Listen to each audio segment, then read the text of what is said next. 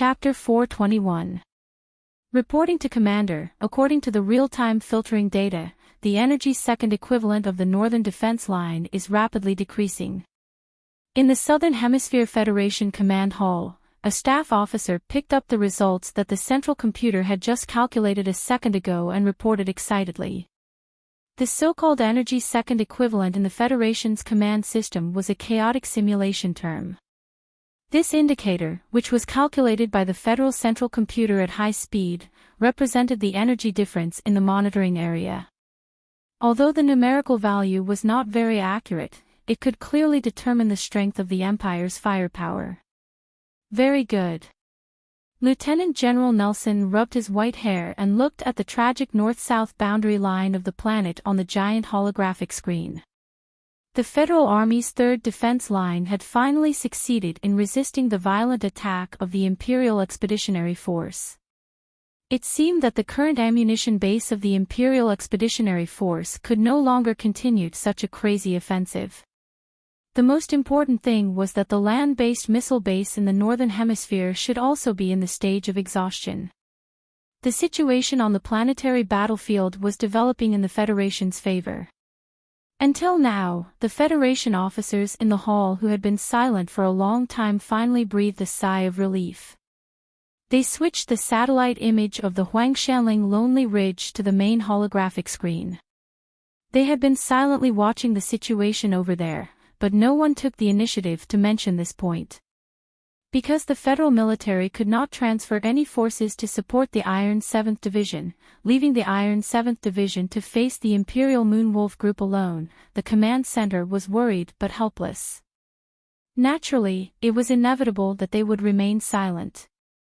However, who would have thought that the Iron 7th Division not only perfectly blocked the surprise attack of the Moonwolf Group on Luochio Spaceport, but even looked like they were about to eat the enemy. It seems that we still underestimated the role of the MX Mecha. Lieutenant General Nelson thought of the solemn instructions of Director Zhou Yingxing a month ago. Thinking of Commander Zhong's advice, his eyebrows twitched slightly. He knew that the command center's battle plan was indeed too conservative. Send a telegram to Teacher Xiaoqing. I will ask for a reward for them. Lieutenant General Nelson rubbed his slightly wet white hair again. Looking at the battlefield full of flames on the screen, he said with a smile, ask them to stay where they are. As long as they can hold off the last assault brigade of the Imperial Expeditionary Force for another 2 hours, the headquarters will be able to transfer a large number of troops from the dividing line. Victory will definitely belong to us. These were very appropriate words, and Nelson was very satisfied with them.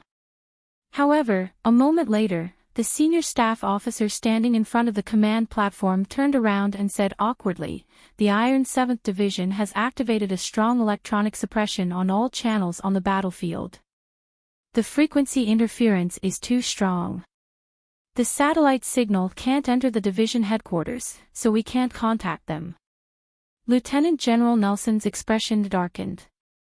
What was the Iron 7th Division doing? Could it be that the troops in the mountains didn't need to be commanded at all?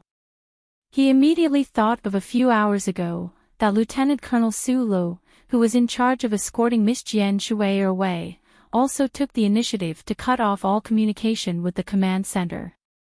Then he thought of this teacher Xiaoqing who had cut off all electronic communications. What a pair of lawless fellows. As the commander of the Federal Army, he was naturally annoyed by the appearance of two undisciplined people in the war zone. However, he had to admit that in tonight's battle, it was because of the stunning performance of these two people that the Federation was able to continue with that plan. At this time, the satellite image on the command center's wide screen was zoomed in. A black MX mecha of the Federation was moving across the mountainside, moving between more than 10 Imperial mecha. It was like a wave of wind, swaying in all directions.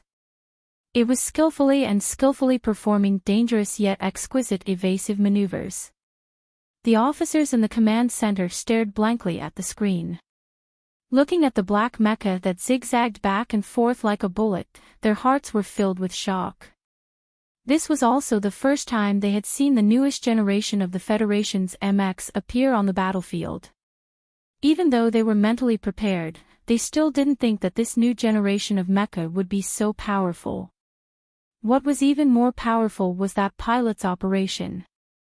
In the countless split second of time, the black mecha was able to perform so many complicated operations without a single mistake. It was like a tiger or a lion among the Imperial mecha, roaring and moving like thunder. Although the mecha's movements were not standard, they were exceptionally precise.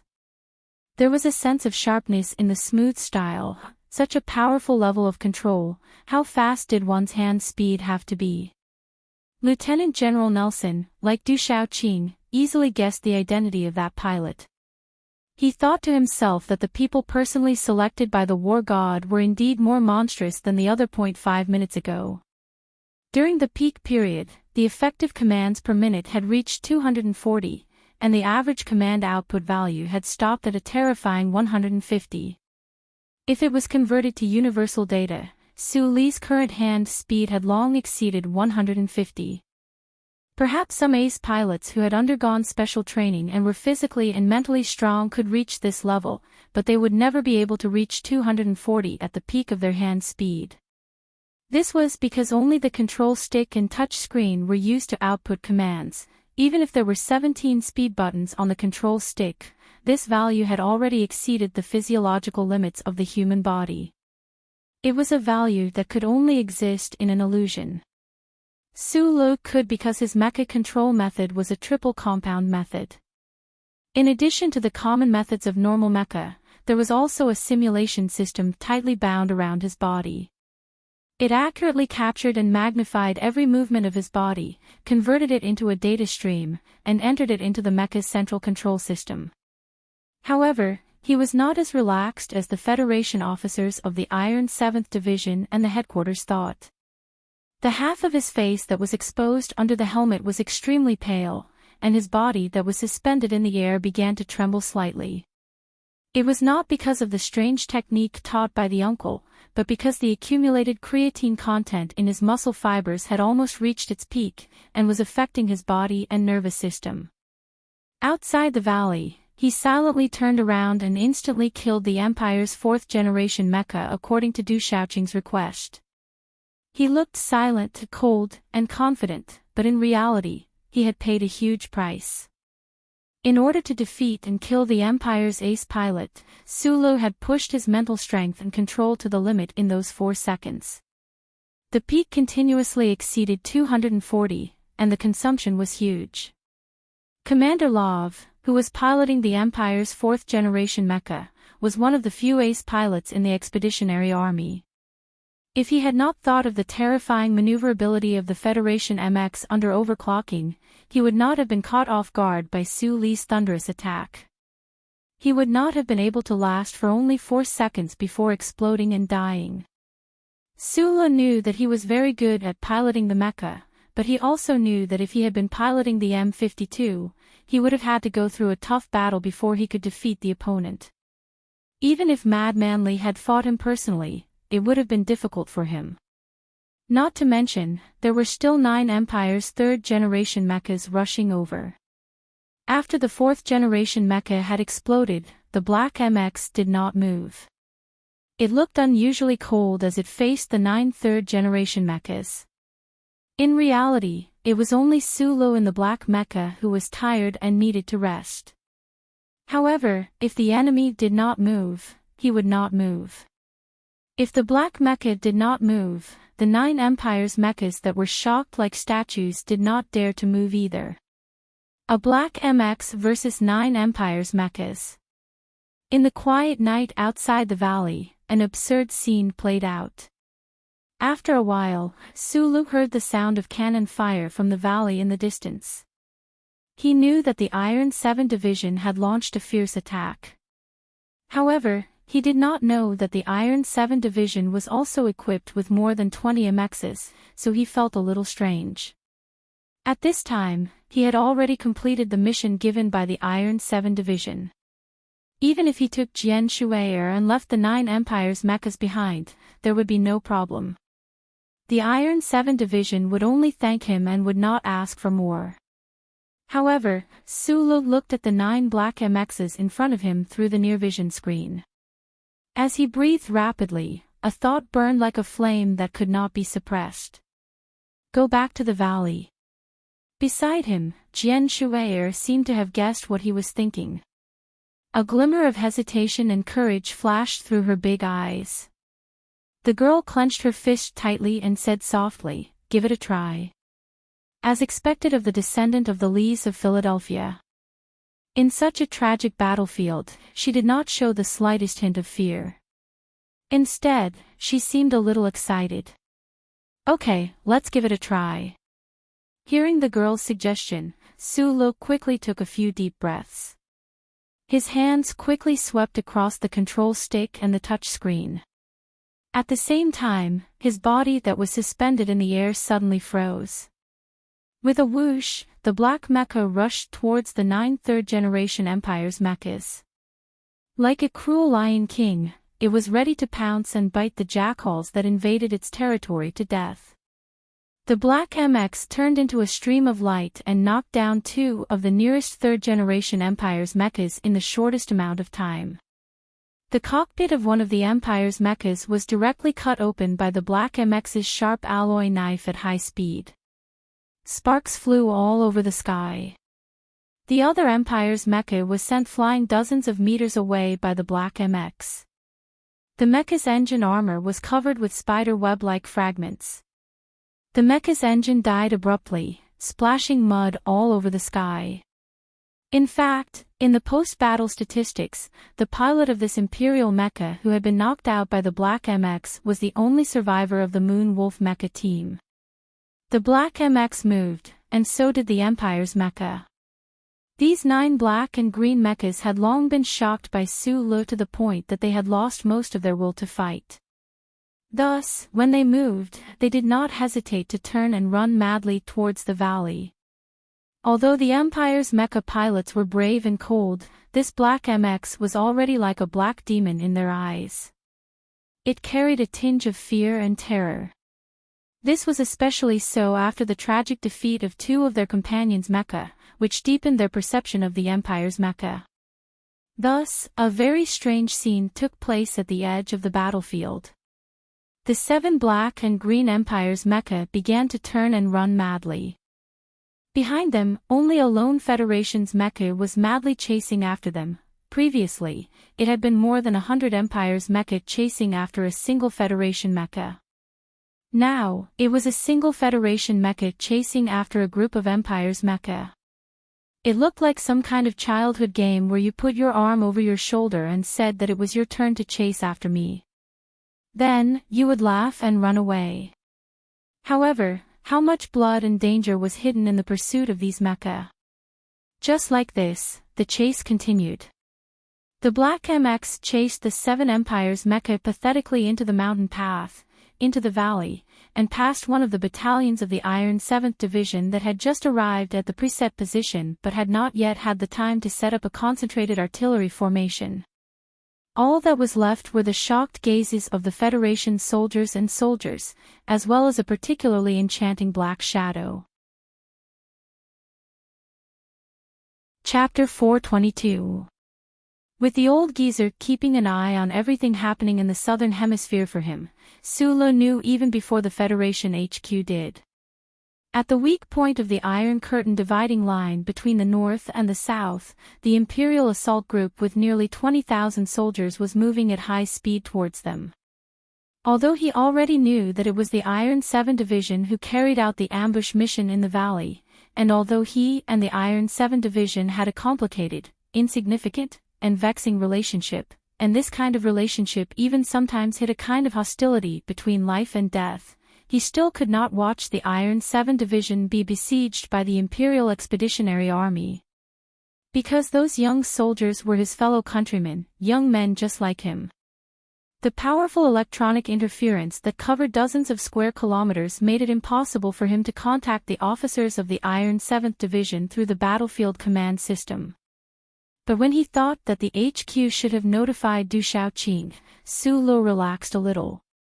But he didn't know that the Iron 7th Division had more than 20 MXs in the valley, so he was very worried.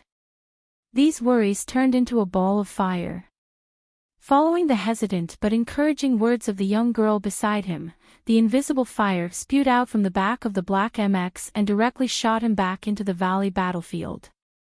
With this chase, his black MX chased all the way to the center of the battlefield. This was the area with the most terrifying firepower. Countless streaks of light flashed across the top of the mech's head. The smoke and sound of explosions enveloped the sky and earth.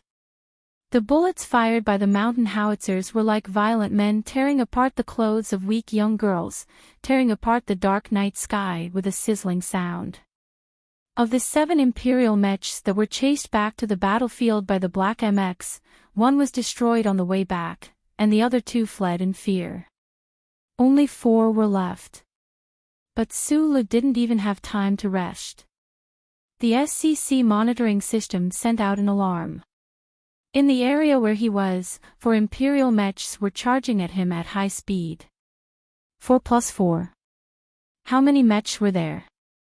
This was not a problem in mathematics, but rather a problem in the heart. Sulu made use of the little bit of bravery that had been stirred up on the battlefield tonight to charge back into the battlefield in silence. The Imperial mecha, who had been fleeing in all directions under the powerful attacks of the MX fleet of Iron 7 Division, suddenly saw this black MX with clearly different controls. It was as if the Imperial mecha had sunk into despair, as if they were a pack of wounded wolves that had been chased to the edge of a cliff by a pride of lions, only to suddenly see a lion suddenly appear in their midst. If he could bite this lion to death, even if he died, it would be more pleasant and meaningful. Every Imperial mecha pilot who saw this black MX felt a fire ignite in their hearts.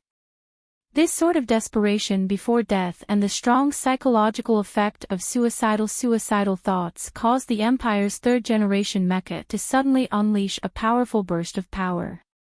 Ignoring the serious damage they suffered, they forcibly broke away from the powerful attack range of the Iron 7th Division's MX mecha. They supported and covered each other as they moved to surround Su Li's black MX. There were no communications or orders. At the same time, many Imperial mecha also made this crazy choice.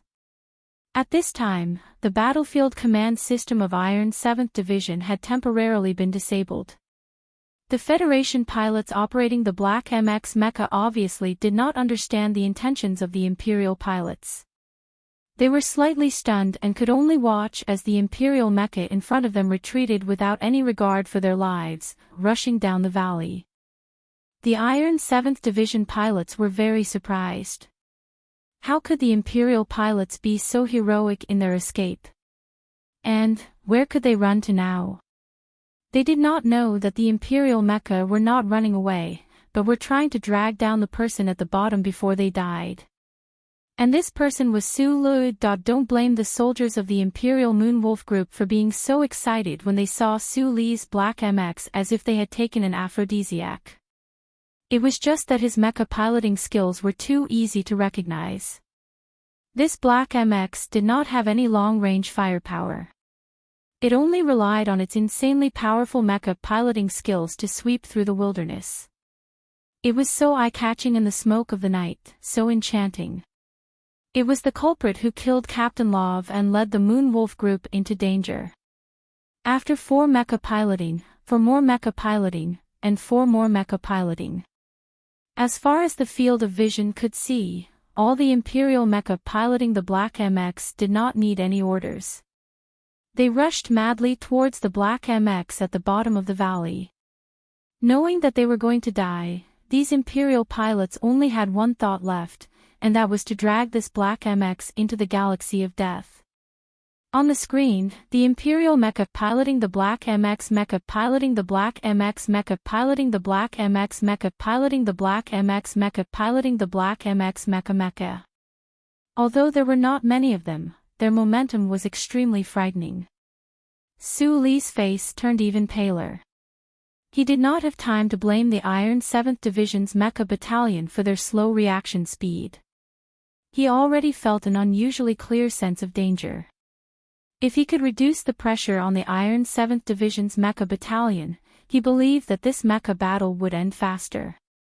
Sulu rushed into the battlefield with this thought in mind, so he did not mind attracting the attention of 4 mecha, even if there were 8 third-generation Imperial mechas circling the valley at high speed. However, what was shocking was that he alone had attracted the attention of 16 Imperial mecha. Sulu and his Black MX were very strong, but he was definitely not stupid and naive enough to think that he was really fierce, violent, and invincible. Killing a 4th-generation Imperial mecha in one hit did not mean that he could ignore the siege of 16 third-generation Imperial mecha. Moreover, his piloting style was much more taxing on his body and mind compared to the average pilot. At this time, he was already extremely tired. The most important thing was that although the MX was a machine, it was also worn out.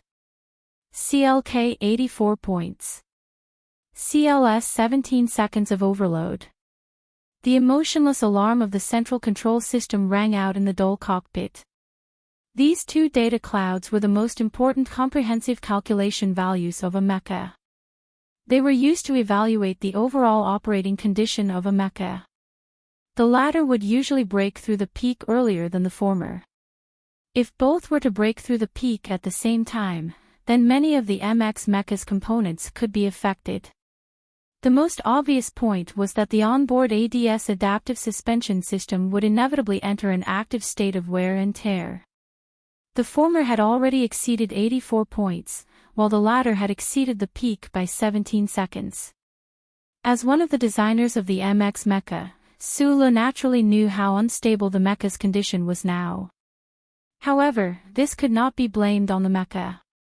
It should be known that at Cat Peak, Little White Flower was still able to hold on for so long after entering the overclocking state. It was just that tonight's battle situation was too tragic.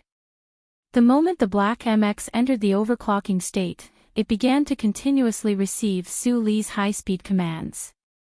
All 3 systems were in overload. The MX was really suffering under his piloting. If he didn't do that, he wouldn't be able to kill Love in one hit and chase after the 9 mechas of Empire. He wouldn't be able to do such a weird dance while being surrounded by 16 mechas of Empire. With a whoosh, the alloy blade at the front end of the Black MX's right mechanical arm slashed down fiercely, creating a deep gash on the left shoulder of one of the Imperial mecha. At the same time, the thick mechanical leg's hydraulic system suddenly compressed, shattering the rocks on the ground. The heavy body of the mecha drifted to the right like a fallen leaf, dodging the 3 high-speed cannon fire from behind. The Black MX's speed did not decrease at all. Like a shadow, it swept past the 2 Imperial mecha in front of it. The huge body of the mecha completed an unimaginable twisting movement in mid-air, dodging the attacks of the 2 Imperial mecha that had been charging up for a long time. However, another round of cannon fire came from the side. The Black MX could not turn around and destroy the 2 Imperial mecha at all. Every second, a Imperial mecha would fearlessly pounce on the Black MX. Gorgeous cannon fire would explode. Danger was constantly singing a heart-stopping ballad beside the Black MX. In just a few short seconds, another 2 Imperial mecha were stripped of their combat power by the Black MX's strange and trembling steps. However, at the same time, another 3 surviving Imperial mecha rushed over. In the stuffy cockpit, only the sound of Su Li's heavy breathing could be heard. Beside him, the girl's cheeks were flushed red. Nervously pursing her lips, she seemed to have forgotten to breathe. The pale-faced youth's hands quickly swept across the control stick and touch screen. His movements were so fast that they seemed to have turned into a series of afterimages. In this moment of life and death, no one knew what kind of peak his hand speed had reached. Moreover, most of the orders were still transmitted through the simulated reality system. Even he did not know how he had passed these 10 seconds of trepidation.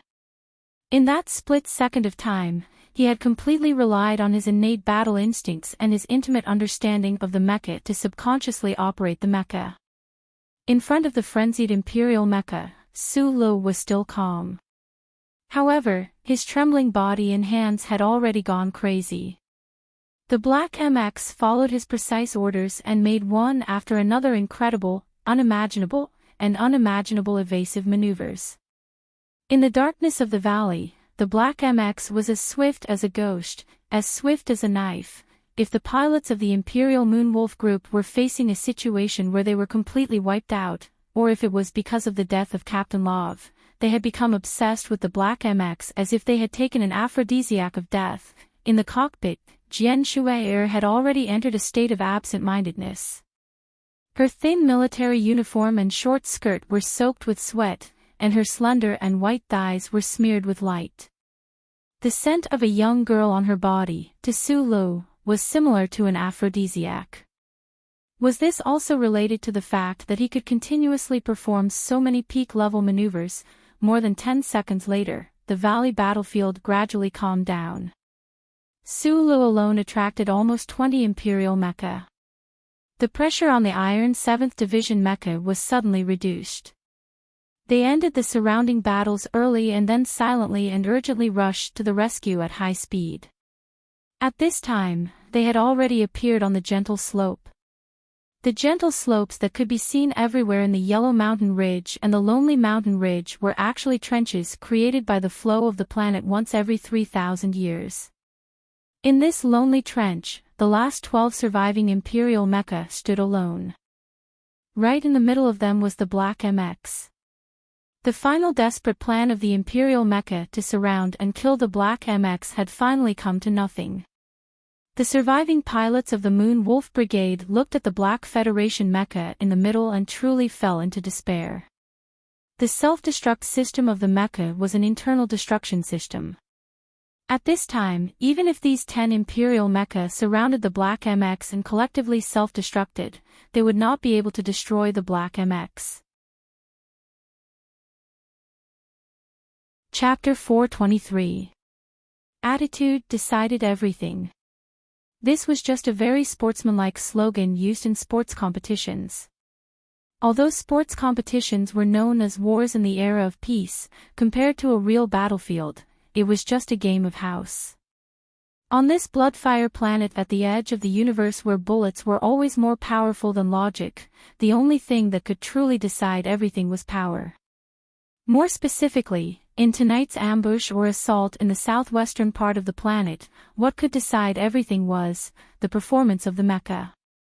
Imperial Expeditionary Force, Maple Forest Alliance, Special Moon Wolf Group. This was a very long list of names. The length of the name often represented its importance. These words could help to confirm that these Imperial mecha pilots were very good at controlling their mecha, definitely better than the Iron 7 Division's mecha battalion. At the very least, it was impossible for them to be weaker than them. However, more than 100 third-generation mecha from the Imperial Federation were defeated miserably in the face of more than 20 new mecha from the Federation. There was no way they could fight back at all. The sounds of battle and explosions around them completely stopped in a very short amount of time. Iron 7 Division quickly cleared the outer battlefield. In the entire mountainous area, only a dozen tattered Imperial mecha remained. They were heavily surrounded by Federation mecha groups and heavy firepower units. The usually strong and heavy black-green mecha were now so weak and tired. There was no way for them to break out of the encirclement. The war between the Federation and the Empire was a war of life and death that had been condensed for decades. The lives of tens of millions of people were used as bargaining chips. The pressure was so cold and hard that the hearts of both sides were as cold and hard as iron. In the eyes of the people of the Federation, the people of the Empire were wild beasts. In the eyes of the people of the Empire, the people of the Federation were hypocritical and cruel mutants. A deep trench had long been drawn between the two races that could never be filled up. After several decades, the encounter between the two neighbors had long since turned into a bloody race war that fought for the small space of survival in the vast universe. Humans would not surrender like pigs. This was a very simple principle, so the people of the Empire would not surrender to the Federation either. The 10 or so third-generation Moon Wolf mechas that were already at the end of their rope launched their final desperate and frenzied attacks amidst the ear-piercing sounds of grinding metal. This final attack was still aimed at Su Li's Black MX mech in the middle. Even further away, 20 or so Black MXs from the Federation charged forward at high speed from all sides of the gentle slope. This was a picture of a big ring within a small ring, but it didn't make people feel that it was ridiculous or funny. There was only the coldness and madness of death, and the desperation that was clearly transmitted to every speck of dust in the valley. Tragic was a phrase used to describe the final frenzy of the last mecha of the Empire. Loud metallic clangs rang out incessantly as explosions occurred one after another. More than 10 small green-gray mushroom clouds rose up from the gentle slope from time to time. Su Li slowly took off his helmet and quietly looked at the last first-generation Empire mecha that had fallen to the ground not too far away. He looked at the explosion in the cockpit of that mecha, and his mood was a little strange. He could understand why the soldiers of the Empire didn't want to surrender, but he couldn't imagine what kind of ideology this group of soldiers, who had spent more than 7 years to come to a foreign country, relied on to shamelessly invade the Federation without batting an eyelid, crazily slaughter the people of the Federation, and finally kill themselves in the end. Could it be that the people of the Empire were really born to be so cold-blooded and heartless, or could it be that the fanatical worship of the Emperor in the Imperial Society had turned countless people into lunatics? The last 10 or so Empire mecha had already lost their spirit. This last suicidal charge didn't cause too much damage to his Black MX. He used the fastest time to leave the battlefield. He didn't have the energy to help Iron 7 Division's mecha battalion anymore. He could only watch with his own eyes and think silently in his heart. In less than 3 minutes, Iron 7 Division had completely wiped out one of the Imperial Expeditionary Force's mecha battalions. The ultra-strong electronic interference finally stopped, and Du Shaoqing's usual calm voice came through the MX mecha's comm system. "You've worked hard." Su Li was slightly taken aback, but didn't say anything. His palm lightly pushed on the control stick, and the Black mecha slowly turned around on the slope. He left the Iron 7 Division's mecha battalion that was cleaning up the battlefield and walked out of the valley silently and heavily. The 20 or so Black mechas of Iron 7 Division were cleaning up the last of the battlefield. They were trying to find a living Empire soldier in one of the cockpits that had severely imploded, but they found that their efforts were in vain.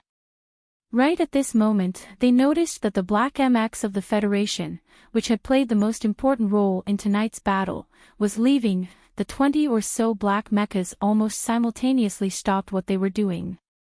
Accompanied by the muffled sound of motors and hydraulic pipes, they saluted the Black MX that was walking down the slope, and then silently watched it leave. Until now, most of the soldiers of Iron 7 Division still didn't know who was in the Black MX, but this didn't stop them from showing their respect to this mecha. There was still an entire regiment in the mountainous area.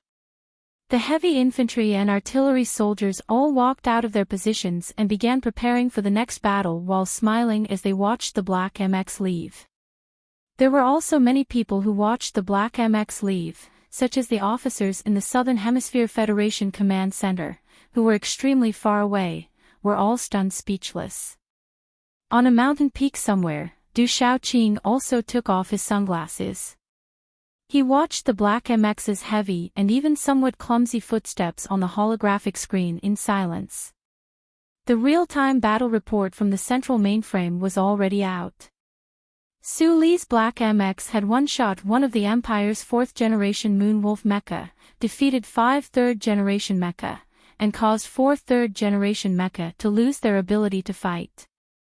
This meant that he had single-handedly taken out 1/10 of the Moonwolf group's combat power. Du Shaoqing's brows furrowed slightly. He abruptly thought of a certain young officer who should be on another planet right now. That young officer was also a lieutenant colonel like Su Li. In the past 5 years, Madman Li's battle record book had recorded the destruction of more than 100 Empire mecha. This kind of battle record was without a doubt the most insane number in history.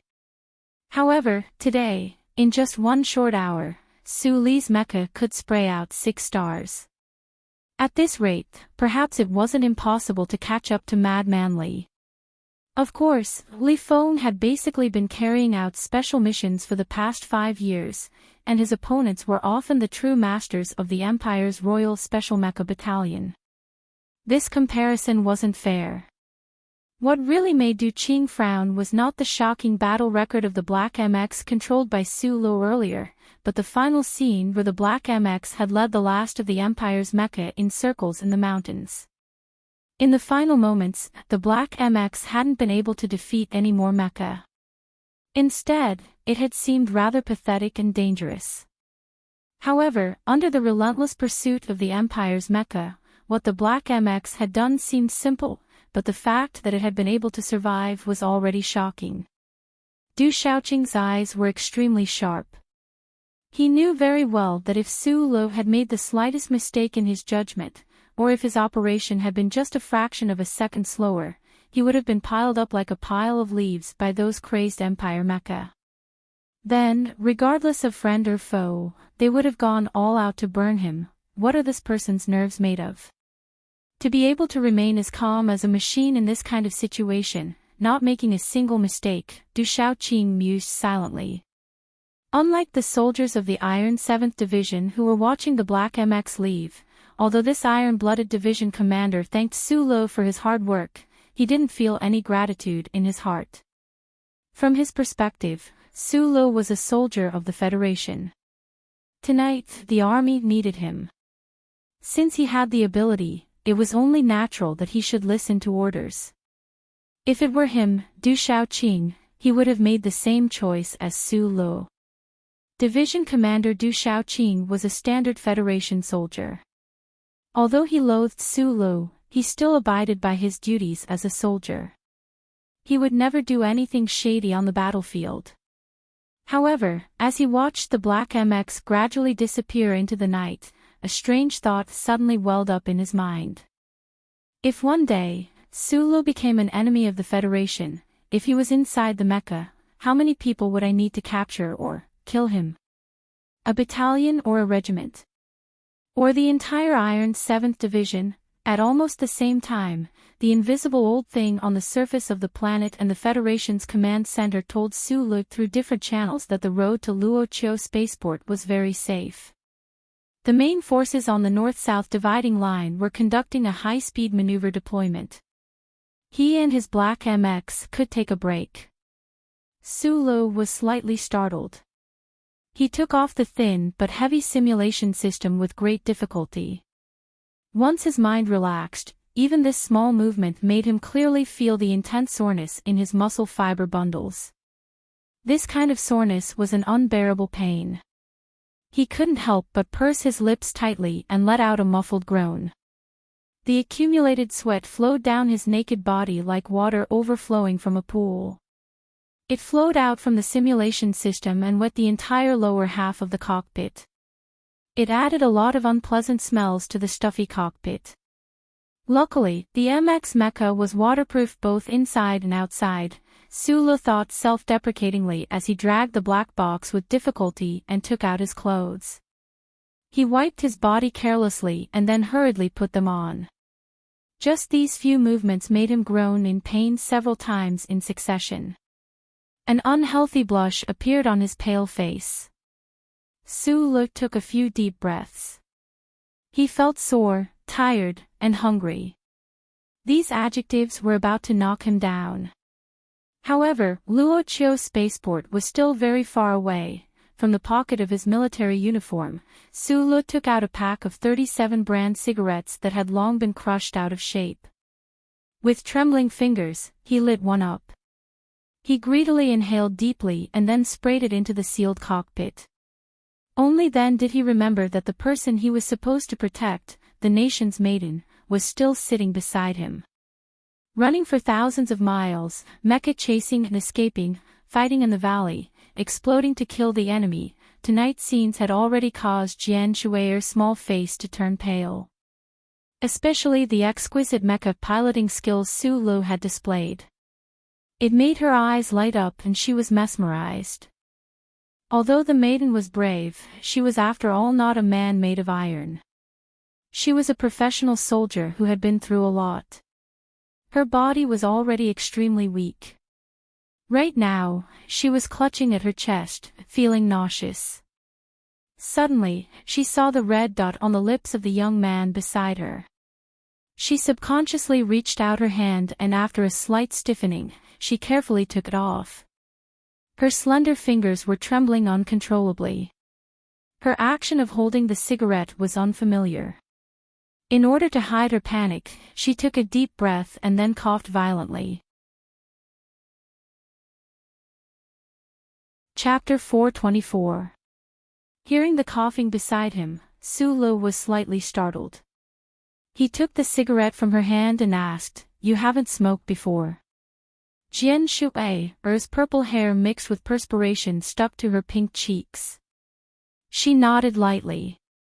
No matter how calm she appeared on the surface, after this night, there was still some lingering fear in her heart.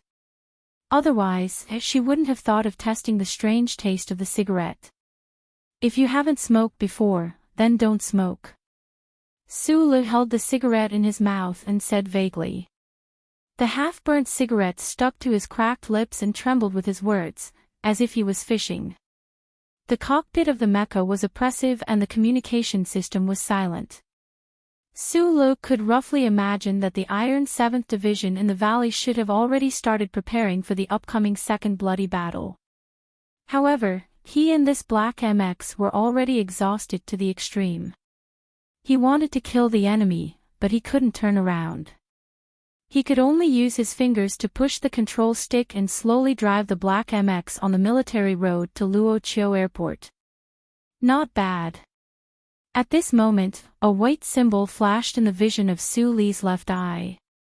He had already taken off his special helmet, so these words naturally didn't appear on the holographic screen but in his mind.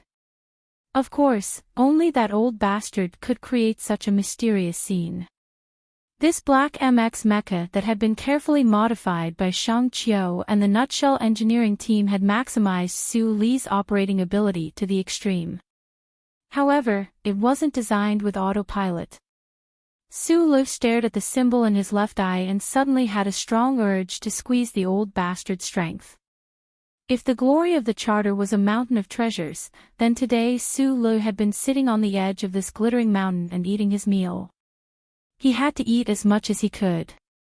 Otherwise, before he ran out of treasures, who knew if the charter computer would go crazy and come crashing down on him? I'm very tired. Help me drive this MX to Luoqiu Airport.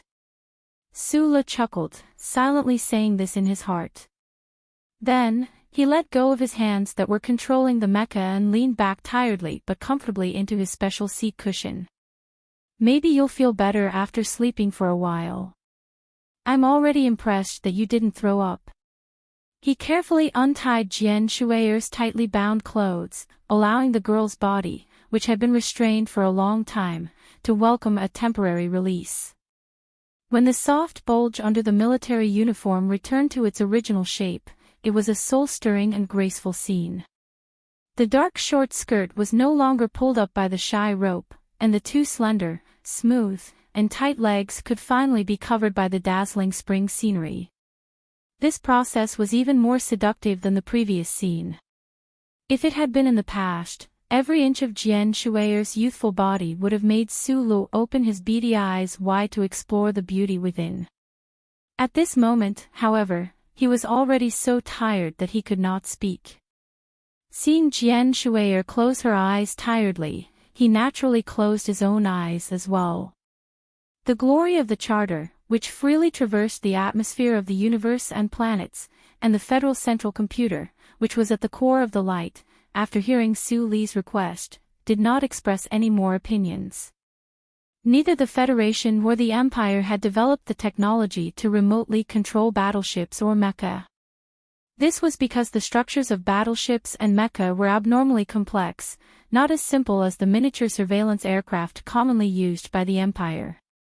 The current computing power of the computers in the universe could not support remote control. Even the extremely powerful Federal Central Computer, the federal military had never attempted to allow it to complete this kind of remote autonomous control. Firstly, they did not have the authority to do so. Secondly, in their opinion, although the Federal Central Computer's computing power was amazing, it was ultimately just a cold machine. It could be imitated as much as it wanted, but it could never truly support the extremely complex operations. In addition to data calculation and environmental monitoring feedback, it also required intuitive judgment operations. However, at this moment, in the dull cockpit, a young man and woman fell into a deep sleep. The heavily damaged black MX mecha, under the condition that no one was controlling it, gradually began to increase its speed. It smoothly and accurately crossed the mountains, the mountain roads, and the fields, heading towards the Luocho spaceport in the distance. At this moment, the black mecha was really like a black ghost. The low and powerful roar of the engines shattered the silence of the night. Countless heavy Imperial armored vehicles and the 14th third-generation Moon Wolf mechas mixed in with the vanguard mercilessly crushed the fertile soil on the planet's surface. The engines that used hydrogen fuel did not have a bad smell, but the high-speed advance of such a large force still left behind an unpleasant smell of engine oil in the air. The last reorganized force of the Empire's Maple Forest Alliance, the Reserve Assault Brigade, had already arrived at the area very close to the front line of the Yellow Mountain Ridge. After a continuous night of large-scale air and ground joint transport and the mechanized rapid march after breaking into the southern hemisphere, the Empire's soldiers in the fields as dense as the grassland felt a wave of fatigue. The establishment of a brigade in the Empire was larger than that of a division in the Federation. Not to mention, this assault brigade was the last trump card of the Maple Forest Alliance. Its soldiers were close to 20,000 people, and its armored firepower was also the strongest in the Alliance. The highest commander of this assault brigade was Major General Hughes. Under the puzzled eyes of the staff officers, the 40-year-old general ordered all the troops to slow down the speed of the advance. He narrowed his eyes and looked at the image he had just received. He fell into deep thought, and the wrinkles on his forehead piled up particularly heavy.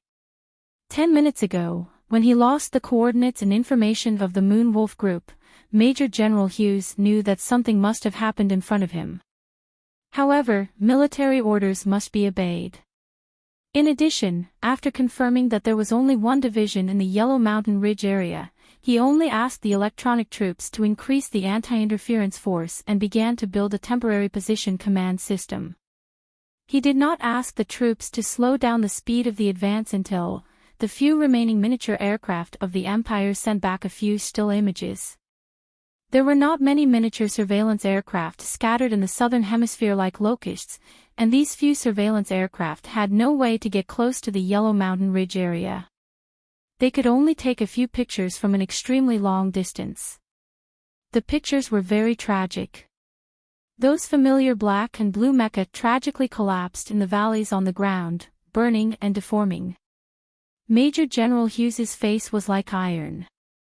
He could not understand how a single division in the Federation could eat an entire mecha brigade led by Love. However, the pictures in front of him told him that this was the truth. What should he do now? Sitting in the command armored vehicle, he slowly closed his eyes. After a while, he suddenly opened them, and a trace of ferocity flashed through his eyes. His assault team was already stronger than the Federal Division to begin with. In addition, although the Federal Division had wiped out the entire Moon Wolf mecha clan, they must have paid an extremely heavy price. He had a very good chance of wiping out the entire Federal Division. Then, he would directly attack Luocho spaceport, then take a detour to the north and threaten the Federation's vital military depot. From there, he would write the most important chapter of the North-South War on the planet's surface. He must continue to attack. Suddenly, Major General Hughes's expression froze, because in the Imperial New Moon command system in front of him, an old voice rang out. Retreat. The Imperial armies had strict hierarchy and discipline. Although Major General Hughes was disappointed and even angry, since this was the command center, and it was old General Umbre's order, he had to accept it. In the shortest amount of time, he issued the order to retreat to the entire assault brigade. However, at this moment, Major General Hughes made a fatal mistake. He left behind the Mecha Brigade and the Heavy Mecha Brigade, and tried to use mechanical cooperation and shoulder-launched electromagnetic beam bombs to deal with the Federation's most mobile Mecha Brigade. From a standard military plan, this arrangement was not wrong. The Imperial Brigade had to retreat without firing a single shot, so they had to retreat completely. In his opinion, as long as they could choke the Federal Army's fastest mecha squad to death, there was no way the Federal Army would be able to catch up to the fully mechanized Imperial Brigade that had not suffered any losses in the wilderness that stretched for 200 kilometers. At the exit of the valley, Shimin Jin took off her earpiece and said to Du Xiaoqing, "The enemy is preparing to retreat." When the Moonwolf group was wiped out in 3 minutes, the 3 mecha clans of the Iron 7th Division secretly withdrew from the mountain area. Under the cover of the night, they advanced towards the north and set up an ambush circle in the forest. However, before the two sides came into contact with each other, the Empire forces retreated first. This did not shock Du Xiaoqing, because any possible changes in the battle situation were within his tactical calculations. In fact, he had long been prepared for the decisive retreat of the Imperial troops. Under his calm and clear command, the entire Iron 7th Division left the valley. It looked like they were preparing for an ambush, but in reality, they were already prepared for a high-speed pursuit. This outstanding Major General of the Federation slowly put on his sunglasses and said, "Inform the troops to keep chasing. Even if we chase to 30 degrees north latitude, we cannot lose them. Until we chase these Empire forces off our land."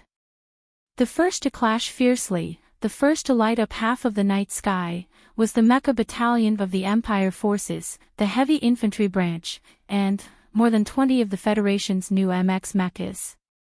The Empire forces originally wanted to use the mechas as a distraction, but the Heavy Infantry carried universal launchers and fired concentrated electromagnetic beam bombs to eliminate this group of Federation mecha that were clearly at the front. However, they found that they had made a fatal mistake. The unparalleled weapon used to deal with mechas on the battlefield, those concentrated electromagnetic beam bombs, could not hit the Federation mechas at all. After the electromagnetic beam bombs exploded, the blue arcs of high-voltage material gushed out, spreading out such a large effective attack radius, but it still could not lock onto the Federation mecha in an effective area. The mobility of these Black Federation mechas was too strong, and their speed was too fast. The Empire's Heavy Infantry Division fired these electromagnetic beam bombs 4 out of 5, but in the end, only 3 of the Black Federation mechas were destroyed. What was even more frightening was that while the Empire's soldiers were still adhering to the inherent rules of teamwork, fighting and retreating at the same time, the Federation's Black mecha had long abandoned all of those rules and regulations. Relying on their powerful firepower and performance, they launched a high-speed group charge. Like an extremely tightly clenched heavy metal fist, they smashed viciously into the Empire's final line of defense. Like a knife piercing through a piece of paper, the Black Federation mecha broke through this line of defense and chased after the Empire's armored brigade in the field not far away. Behind them, the Iron 7th Division's armored vehicles roared and roared, also increasing their speed. Chapter 425. On the huge screen, red arrows were rapidly expanding from south to north. These red arrows represented the Iron 7th Division. More than 10 kilometers ahead of the Iron 7th Division, the Blue Imperial armies were trying to escape from the battlefield as quickly as possible. However, the mixed mechanized platoon they left behind to stop them had long become some kind of sacrifice for the Iron 7th Division's fierce offensive. Now, they could not complete their mission of retreating at all. The Imperial Assault Group should have been defending and waiting for reinforcements at this time, but the military intelligence they received from the Northern Hemisphere Command was very bad. The situation on the north-south dividing line had fundamentally changed. Two divisions of the Federation were rushing in from the northeast.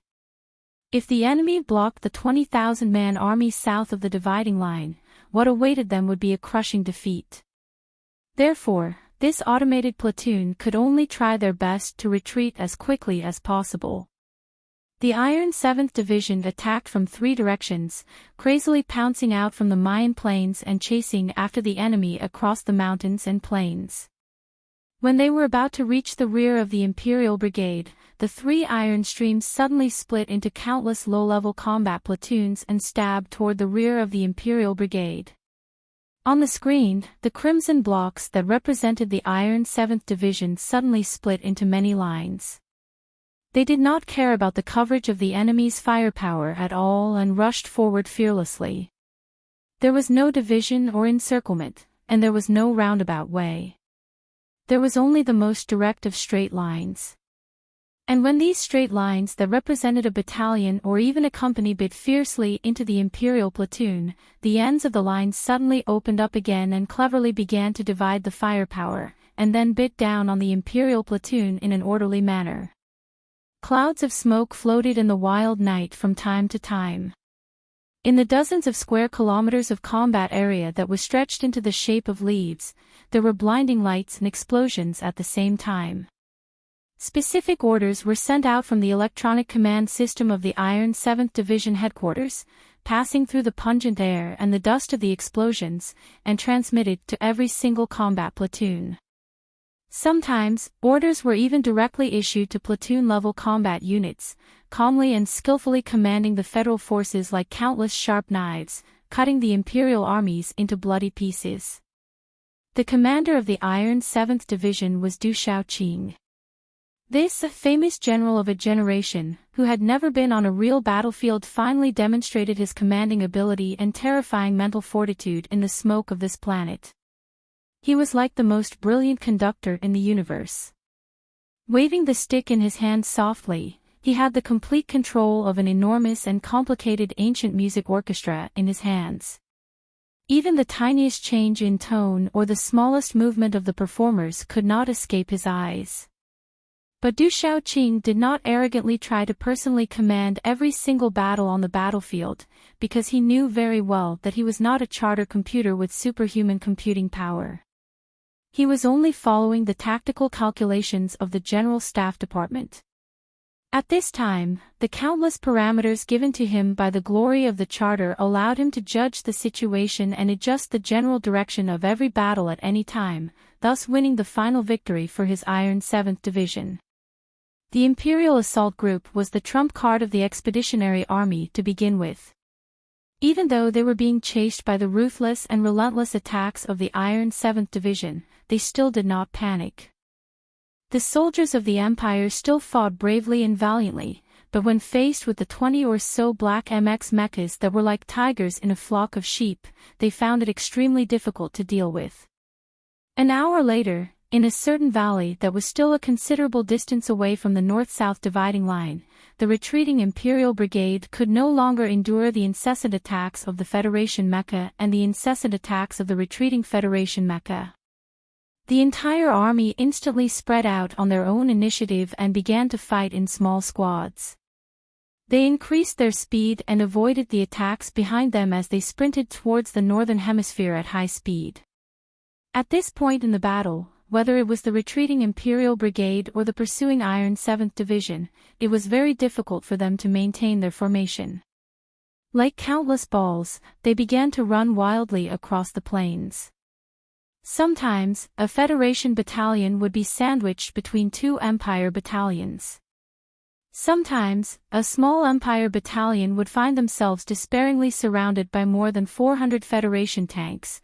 The pursuit turned into a chaotic battle. At this moment, the accurate monitoring of the battlefield by the central computer of the Federation and the commanding ability of Du Shaoqing and the officers of the headquarters who could not have been calmer and more meticulous finally played their biggest role. In the darkness of the night, the Imperial Brigade that was like an axe had long been turned into countless fierce and wild pieces of metal. The iron 7th Division that was like a machete had also been broken into pieces. However, they were like countless sharp knives. It seemed chaotic, but in reality, there was order amidst the chaos. Every company that was in the midst of the complex terrain clearly knew their position, their mission, and still maintained a fierce attacking posture, in the Southern Hemisphere Federation Command Center. Commander Xiaoqing, you really live up to your reputation. As a high-ranking military officer in the West Woods, Lieutenant General Nelson did not have a good impression of Du Xiaoqing and the Iron 7th Division. However, today, after personally witnessing Du Xiaoqing's command and the valiant military quality of the Iron 7th Division, he still felt a sense of admiration.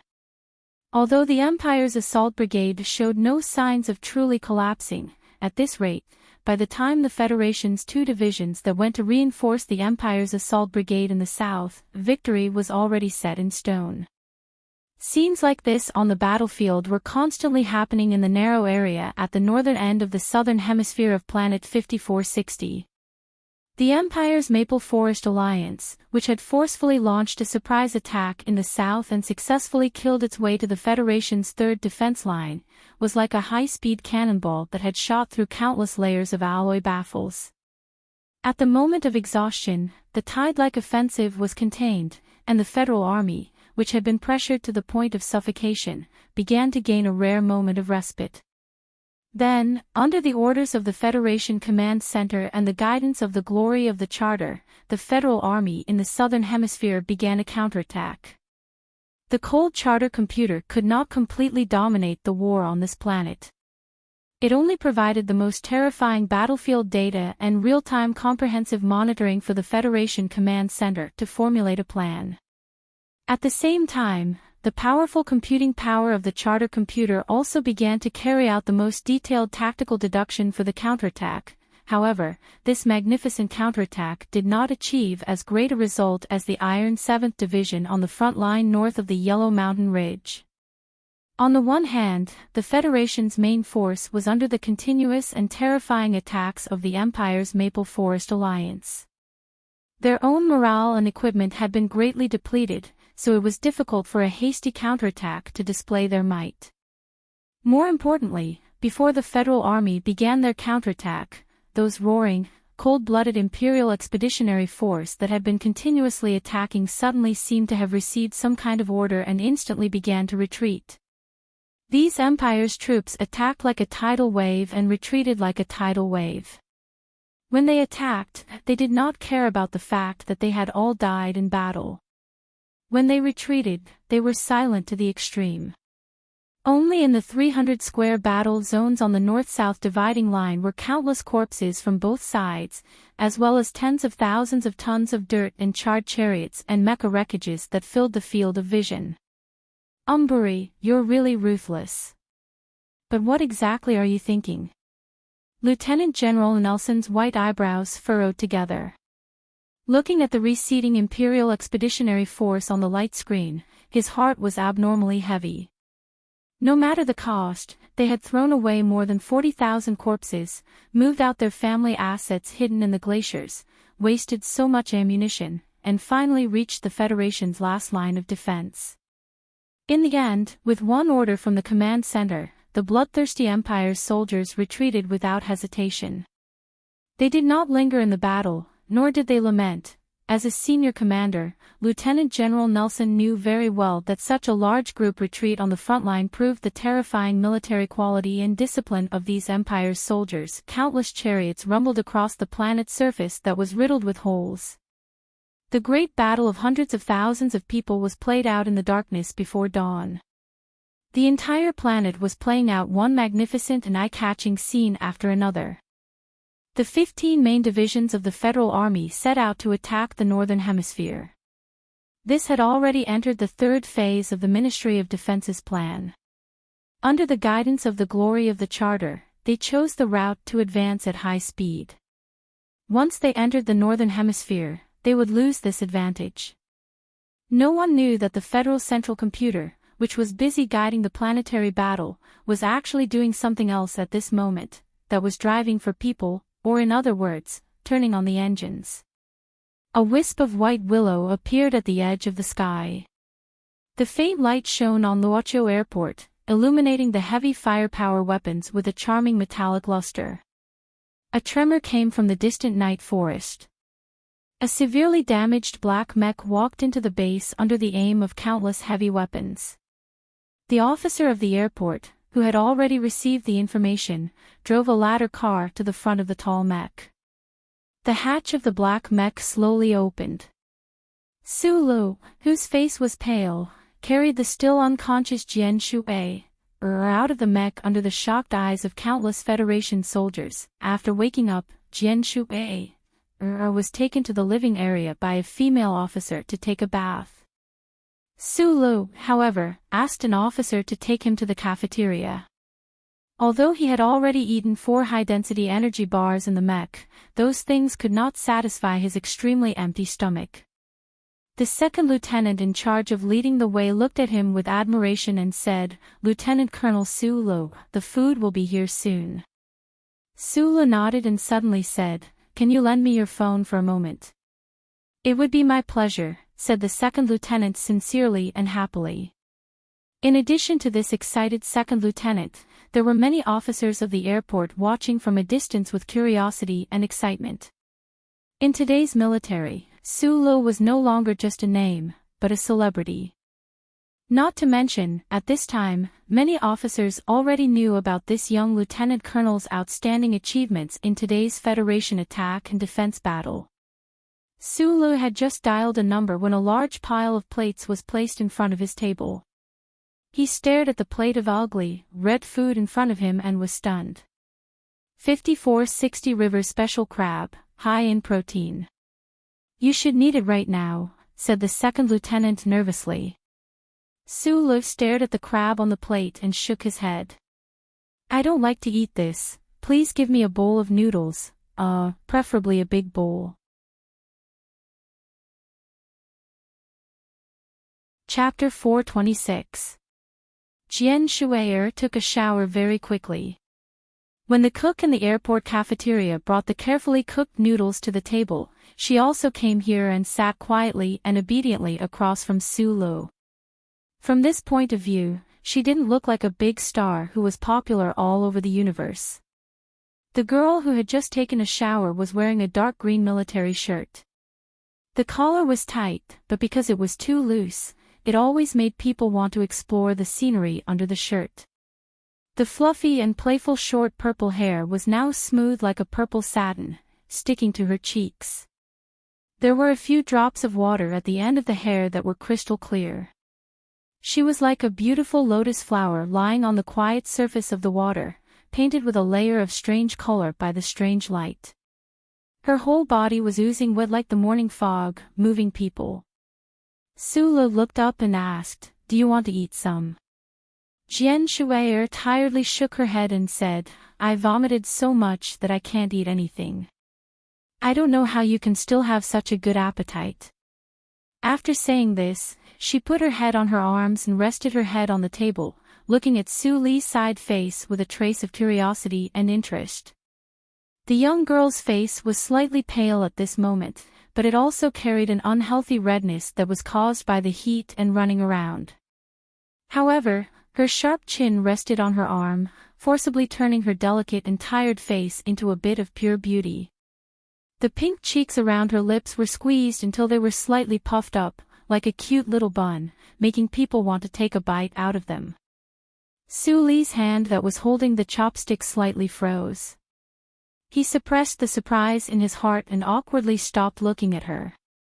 He clumsily took the pepper bottle on the table and mechanically poured it into the bowl of noodles. He forced himself not to think that this national girl was staring at him. Relying on his instinct, he began to bravely attack the noodles in front of him. He ate a column of noodles with his chopsticks and drank half a bowl of soup with both hands. The spicy smell of pepper mixed with chili rushed into his nose, making him very comfortable. Sulu ate until his forehead was full of sweat.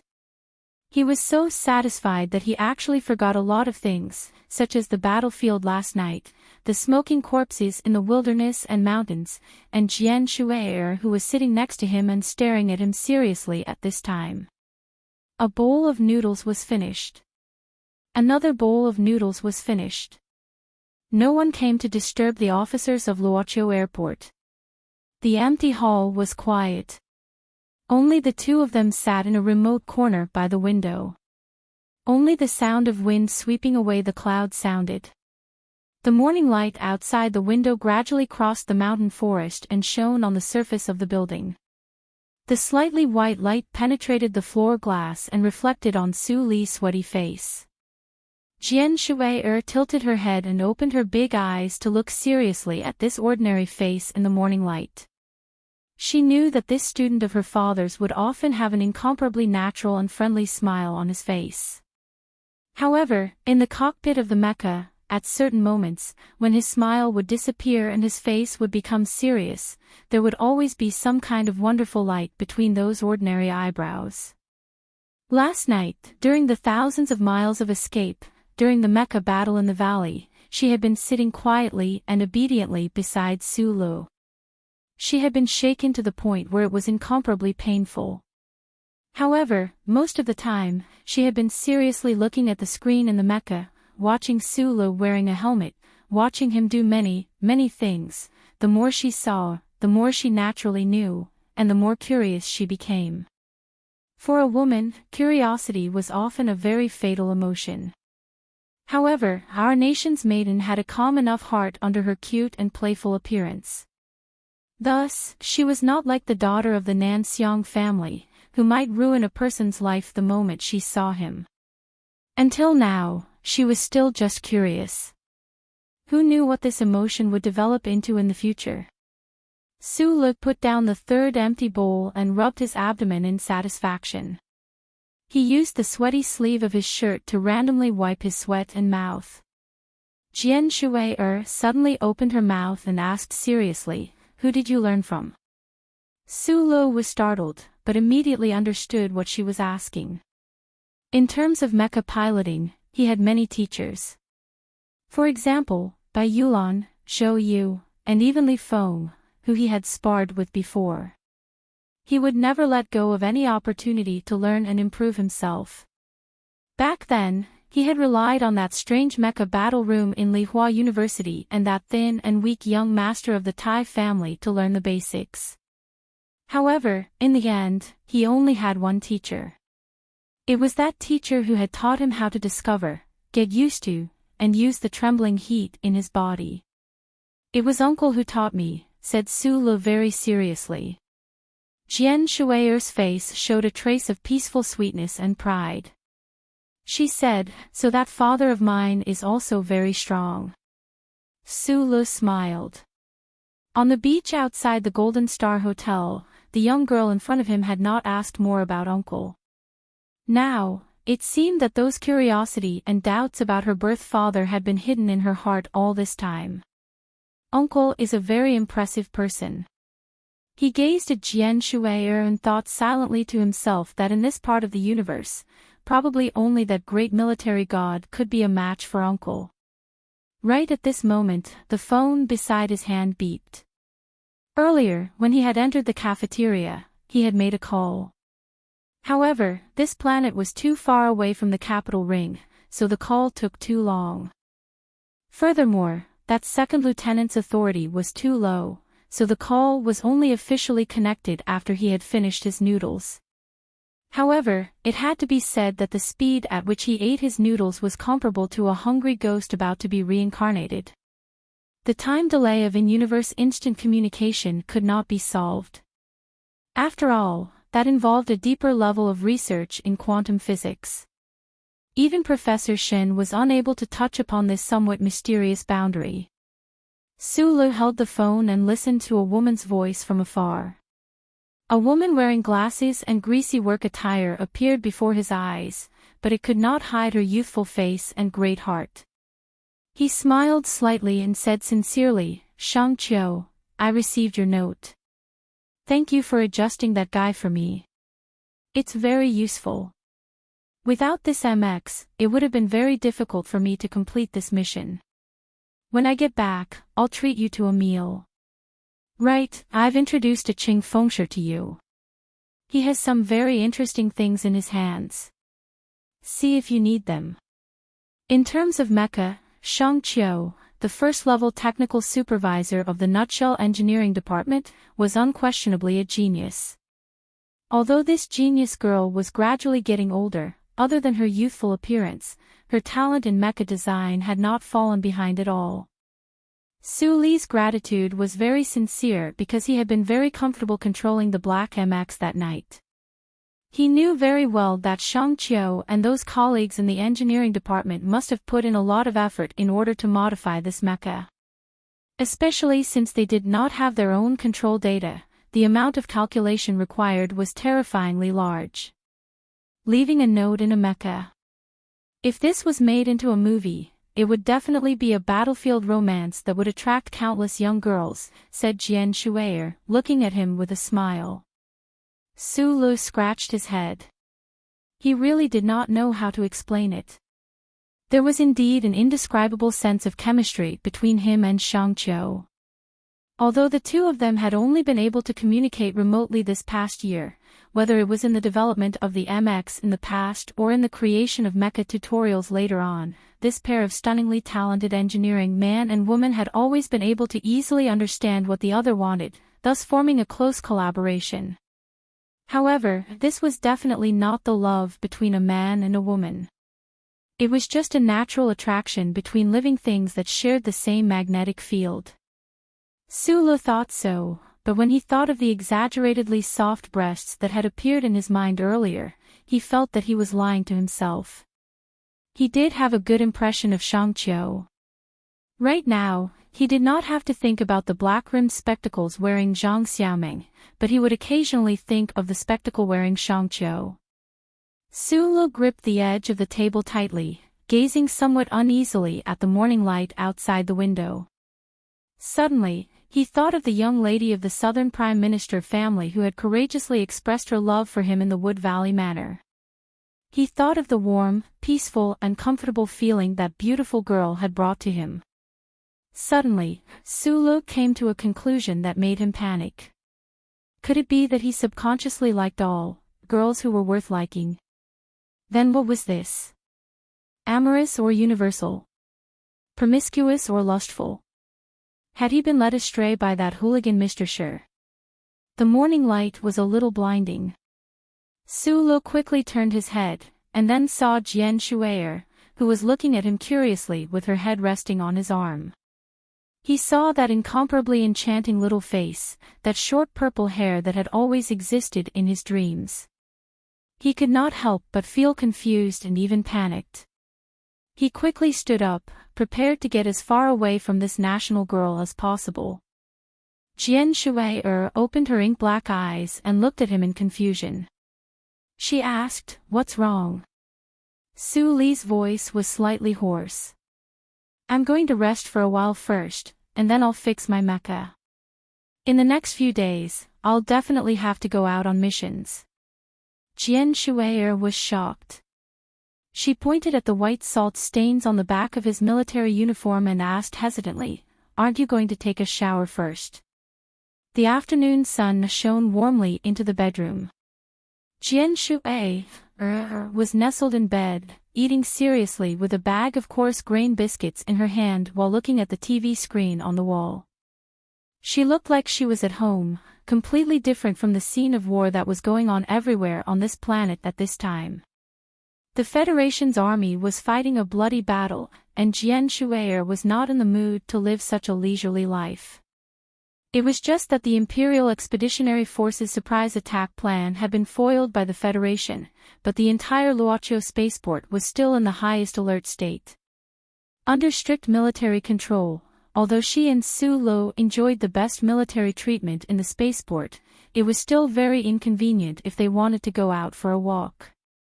Not to mention that the news on the TV was particularly important at this time.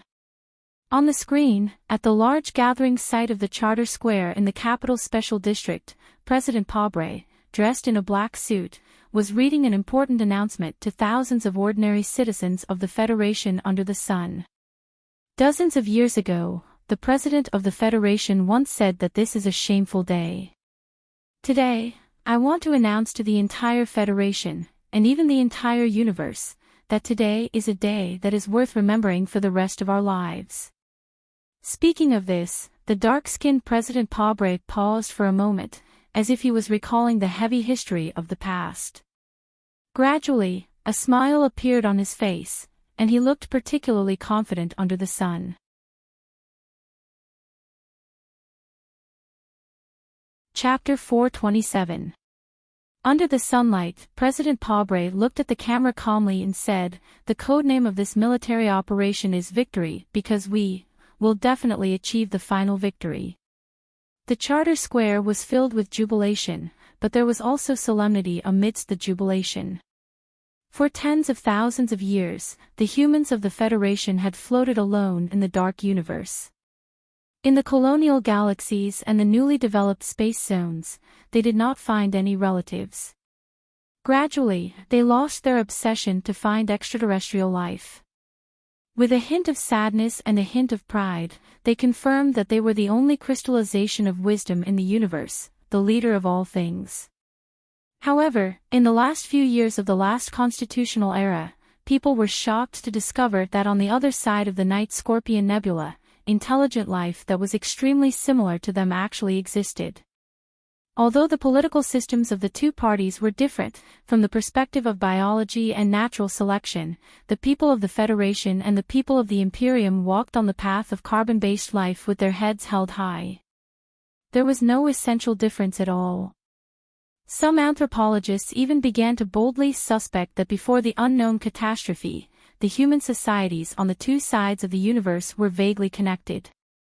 The people of the Federation might not be orphans in the first place. Where did we come from? Was it the same place? They lacked evidence, only sunny and optimistic inferences. Unfortunately, such inferences did not have the time to develop into movies, novels, stage plays, or even the warmth of universal diplomacy before they were directly turned into smoke by the flames of war that year. As a result, what might have been a comedy of distant relatives holding hands and weeping together became a tragedy of flowers and silver trees blooming in the sky and blood flowing on the yellow soil once they met.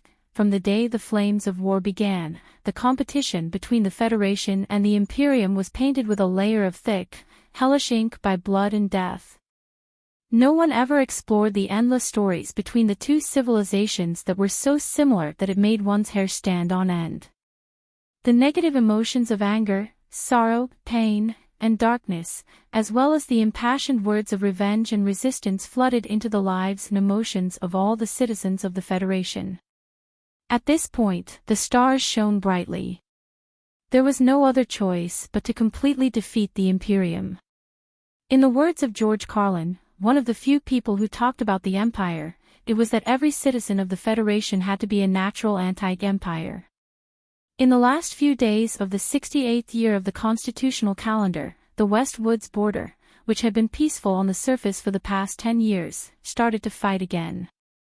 The Federation, which had been waiting patiently for 10 years, started to move. Tens of billions of citizens of the Federation were excited, cheering and talking non-stop.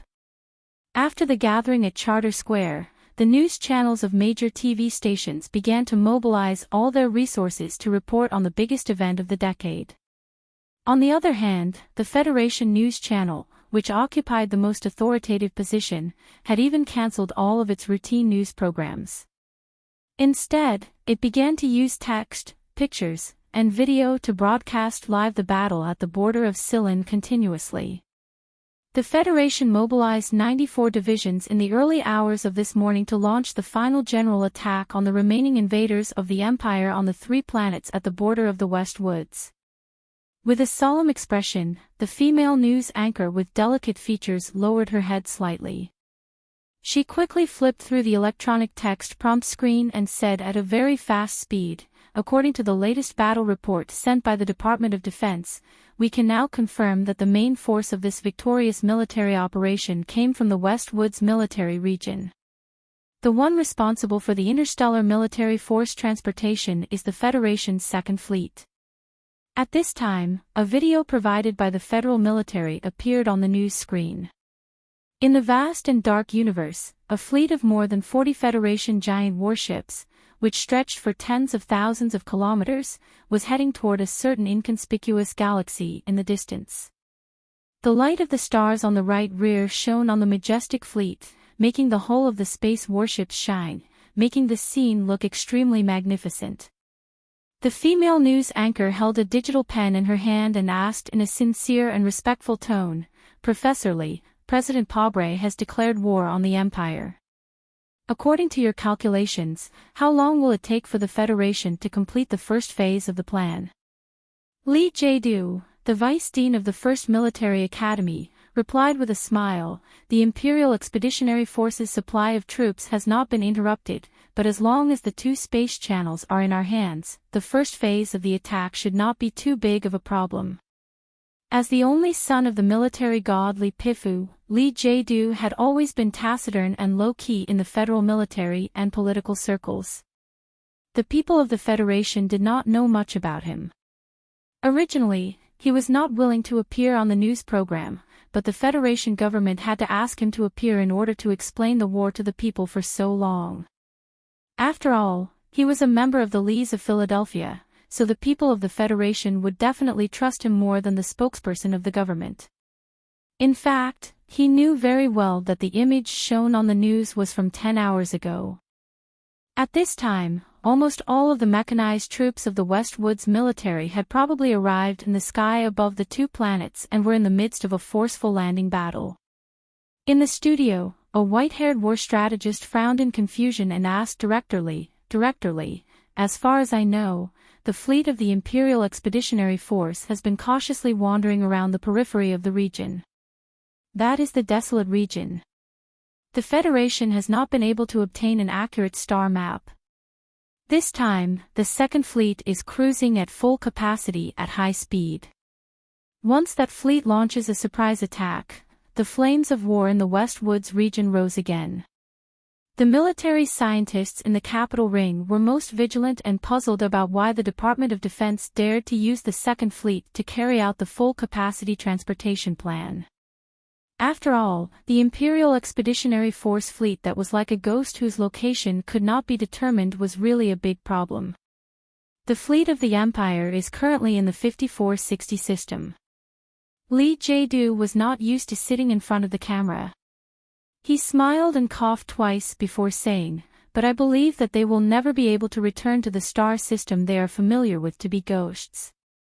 The news immediately shocked all the staff in the studio and the countless viewers in front of the TV. Director Lee Jae-do suddenly remembered the mission that Mr. President had given him and said to the camera, "The goal of the first phase of the plan is to drive the people of the Empire away from the three resource star systems. According to the host's question, according to my judgment, it will take the Federal Army at most 1.5 years to complete this historical mission." The female host suddenly opened her eyes wide and asked an extremely unprofessional question that hit the nail on the head. "The military operation is codenamed Victory. Does it have anything to do with the National Girls' Victory Concert? Resource Star System? Did they really want the public to believe that there were only mines and military bases there, but no Federation citizens?" Jian Shuai looked at Rong Pingjing's cousin on the TV and frowned slightly. A hint of mockery flashed in her eyes. Including 5460, in the three star systems that had fallen into the hands of the Imperial Expeditionary Force, there were close to 2 million Federation citizens who had been trapped under the iron hooves of the Empire for several decades. Meanwhile, the Federation government had always ignored them for the sake of the greater strategic arrangements, hiding the truth from the public.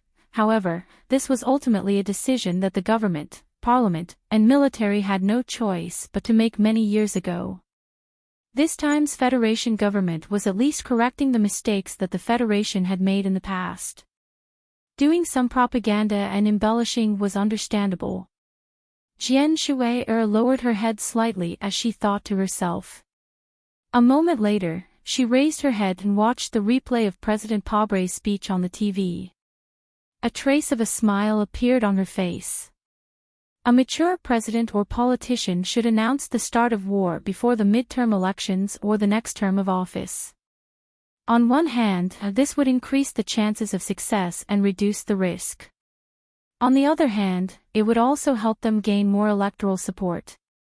However, President Pobre had ignored the collective opposition of his staff when the new MX Mecha had just been equipped to the army. He had used his superb political skills to unify the opposing views in Parliament and forcefully push through the military deployment plan of the Ministry of Defense despite the objections of the masses. This kind of decision might seem a little radical, but hidden within this radical was a certain political philosophy that was worthy of respect. Under Mr. Pobre's tanned and simple face, it was precisely this respectable way of thinking that was completely different from most politicians that allowed him to win the recognition and respect of many Federation youths, such as Tai Ziyuan and Su Lu. Just like many people, Jian Shui'er also greatly admired this Mr. President who had come from a poor background. Because of her family background, she vaguely knew some of the inside story. This West Woods war plan was completely proposed and single-handedly pushed forward by this charismatic Mr. President. For this matter, the President had even made a special trip to Philadelphia. The TV began to play the second video released by the Ministry of Defense. She carefully watched the federal fleet on the screen as if they were transporting a flock of birds. They used the air-to-ground transport pods to deliver the heavy equipment and soldiers of the landing force to the two unfamiliar planets. Looking at the explosions that continued to erupt from the two planets, the hands hanging by her waist gradually tightened. The national girl Jian Shui'er was the fuse of this war. It was hard to believe, but this was the truth. Furthermore, she was a top student from the 1st Military Academy's Warship Command Department. Her family background allowed her to hide an intelligent military sense under her cute appearance. Seeing this, she roughly understood the federal military's grand plan. She was the bait, and even the Federation's attack in the southern hemisphere of 5460 was just a disguise. From the very beginning, the federal military's plan was to transfer the last fleet of the Imperial Expeditionary Force to this star sector, and then begin to attack the other two planets with a thunderous force. Those two planets had been completely occupied and operated by the Imperial Expeditionary Force for many years. The situation was completely different from the situation on 5460. In order to tear open a hole in such an environment and establish an outpost for the Federation's counterattack, the West Woods military region had to complete a sudden landing raid in the shortest time possible. And this, first, they had to transfer the last fleet of the Empire away. A light flashed through Jian Shui'er's ink-like eyes. Her delicate lips opened slightly, and she let out a sigh of admiration. This was a simple military plan. Although it had successfully deceived the people of the Empire and even many of the Federation's participating troops, no matter whether it was the reaction of the Maple Federation, the mobilization of the Imperial Expeditionary Force, or the advance arrival of the Federal Fleet, as long as there was an unexpected situation in one step, this plan could not be carried out. The person who made this plan had calculated all of the Empire's countermeasures without a single mistake.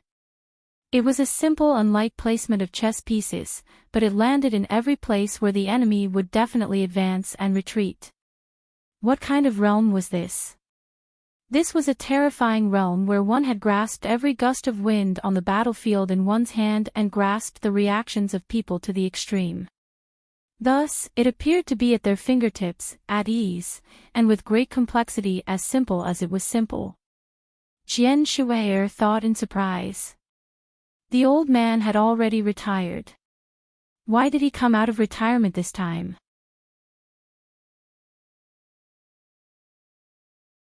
Chapter 428. I'll get straight to the point. I haven't updated today. I'd like to report to everyone that the deposit for the house has been paid today. My supervisor and I both confirmed that the sales lady was really pretty. Then, countless things piled up on me, and I felt like I couldn't handle them all. Like I said the other day, the 1,000 words I forced myself to write just now were even worse than some paragraphs. Although the spies' plots had been on the right track recently, there had been some problems with their rhythm. This was because there was a problem with the rhythm of my life. Like today, it wasn't difficult to squeeze out plots to sell for money. I could always get some word count with a little bit of effort, but that's a fake product. I don't think that's right. So I can only not write. I can't write. It's not that I can't write, it's that I don't want to. Because you have to spend money for these words, and I have to be responsible for my own face. I've never asked for leave, and I've stopped updating twice in a week.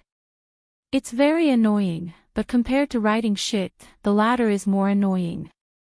So I sincerely ask for leave. I ask for leave because I can't help it, because I'm too busy to talk about it. I don't dare to promise that I won't ask for leave in the future.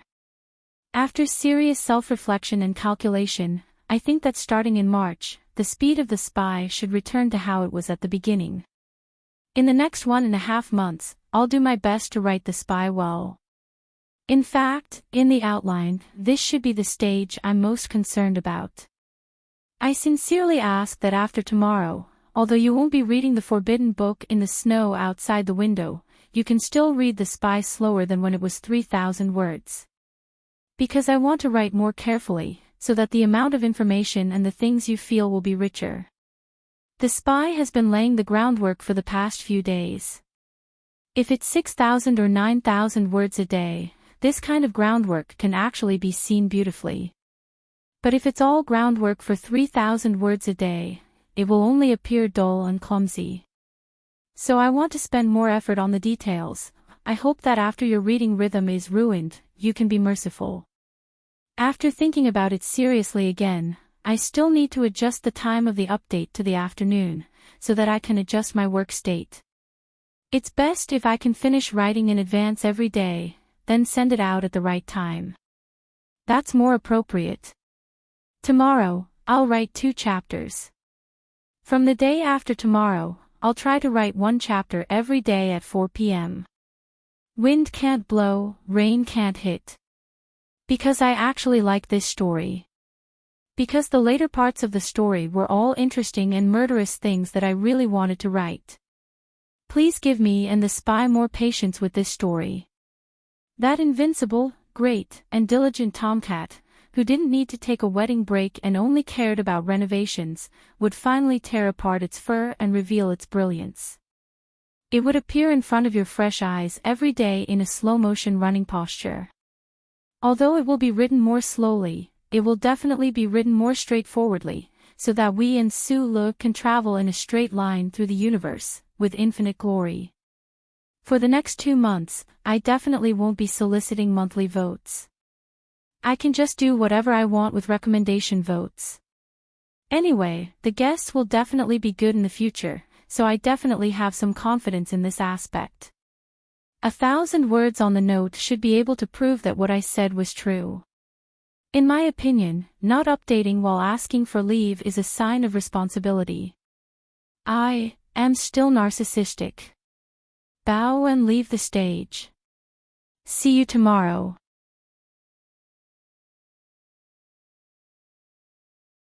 Chapter 429. Jian Shui'er could be cute and innocent in front of her family, but she could also be youthful, adorable, charming, and witty to the point of being natural.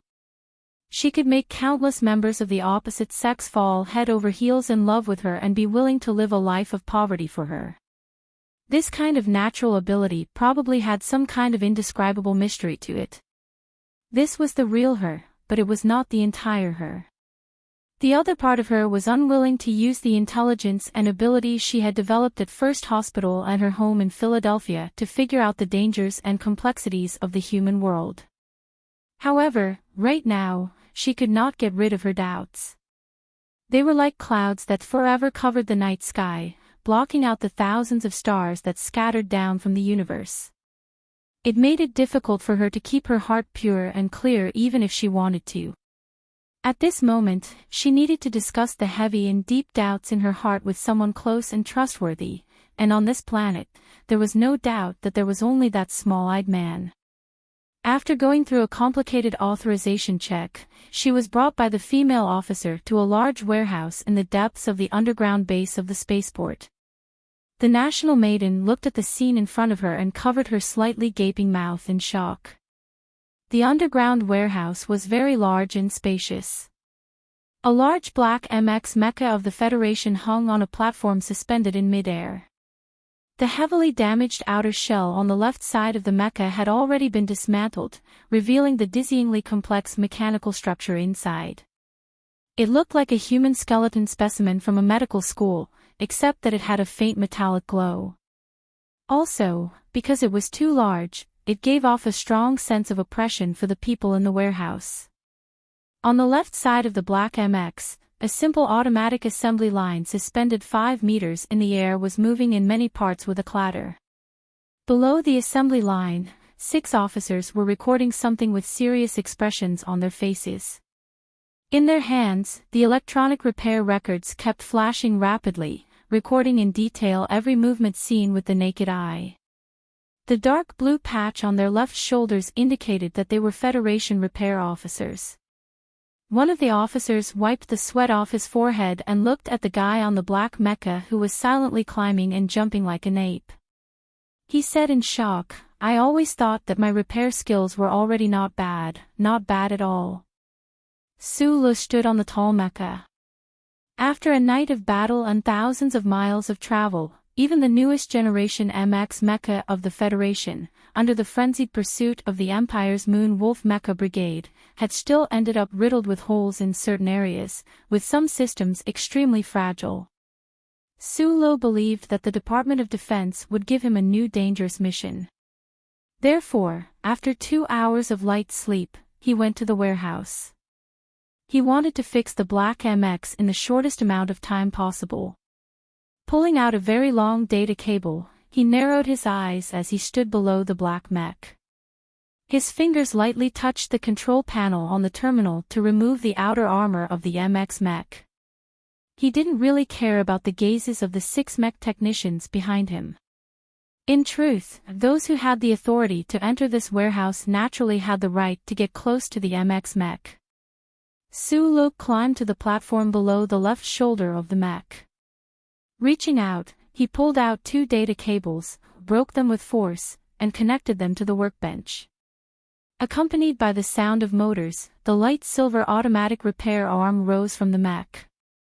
Shang Qiu had made many modifications to this black MX.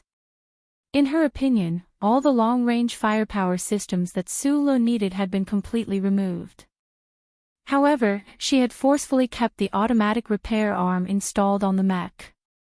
This was because she knew that for a genius mechanic like Sulu, a standardized automatic repair arm was more important than anything else.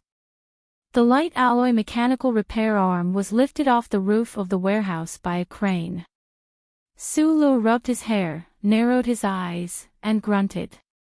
Both his hands grabbed the clasp of the repair arm and pressed a button. Bright electric sparks shot out from the top of the mechanical arm. The components that had been prepared beforehand were meticulously placed into the damaged interior of the mech. Then, one by one, they were quickly welded together. At this time, Sulu was wearing a dark green singlet. His muscles, which were usually hidden, were clearly defined because he had to operate the extraordinarily heavy mechanical arm. They were filled with a sense of power that had yet to be unleashed. He wore sunglasses and quickly and accurately carried out the repair work. At the same time, he requested parts from the 6 mechanics below him. Standard loop shock absorber. Number 3 ball joint transmission rod. You don't have it. M52 knee joint transmission rod, please grind it down to a diameter of 3 centimeters. He stood tall on the mech, holding the mechanical repair arm, spitting out sparks. He was like the most courageous warrior of the Federation holding a Darlin rotary machine gun, firing continuously. Every operation he made, every part he requested, would make the 6 Federation mechanics below him tremble violently in their hearts. This was because they had never seen anyone carry out this kind of mechanical repair. Every micro-operation that the young officer on the black mech did was so precise and appropriate. No one would have imagined that one person carrying a heavy repair arm could actually do so much repair work so quickly. Moreover, not a single action was superfluous. What made these mechanics even more fearful and worshipful was that in the beginning, they simply did not understand the intention of Su Li's repair actions. It was not until half a minute later that the embryonic form gradually came together that they more or less understood this kind of exquisite repair train of thought. They could not help but admit that Su Lu, who was repairing the Black MX, had long surpassed them in terms of mechanical repair skills. No, he had surpassed the skill level of most of the mechanics in the Federation military by too much. The legend of one person repairing a mech, which was usually unimaginable, seemed to be slowly becoming a reality at this moment. Therefore, that mechanic was so shocked that he could only repeat a certain sentence over and over again. The mechanics beside him also silently felt the same way. One of them stared with his eyes wide and pursed his lips. Looking at Su Lu, who had taken out a small knife and was cutting open a certain sealed circuit, he said in shock, "Can this kind of parallel serial circuit be replaced by a triple overlapping circuit? There's no such thing in the textbooks. We don't understand, but that doesn't mean it's impossible. Don't forget, the MX was designed by him in the first place." The voices of the discussions were very soft, but Su Lu, who was climbing up and down the black mech, heard them clearly. He turned his head and said, "We don't have the materials now, so we can only make do like this. Do you have any solidifying gears here?" "Yes. I'll go look for them immediately," said the officer loudly. The mechanics in the underground warehouse had long been dumbfounded by Su Li's miraculous mechanical repair skills. They actually did not notice the arrival of Jian Shui outside the door at all. If it had been any other time, these soldiers would have probably fainted from excitement upon seeing the nation's girl suddenly appear by their side.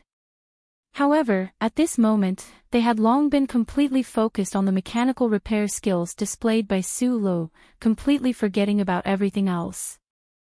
Jian Shui had a military uniform draped over her shoulders. Her arms were crossed in front of her chest as she leaned against the door, watching the scene in front of her with great interest. She had already remembered that Su Lu was originally an extremely talented mechanic. Her earlier shock gradually faded, but at this moment, seeing the fanatical worship in the eyes of those mechanics, for some reason, a faint sense of pride actually grew in her heart. Yesterday, Su Lu had escaped for thousands of miles and returned to the mountain for a surprise attack. Su Lu had left an incomparably deep impression on this nation's girl, but it was very strange.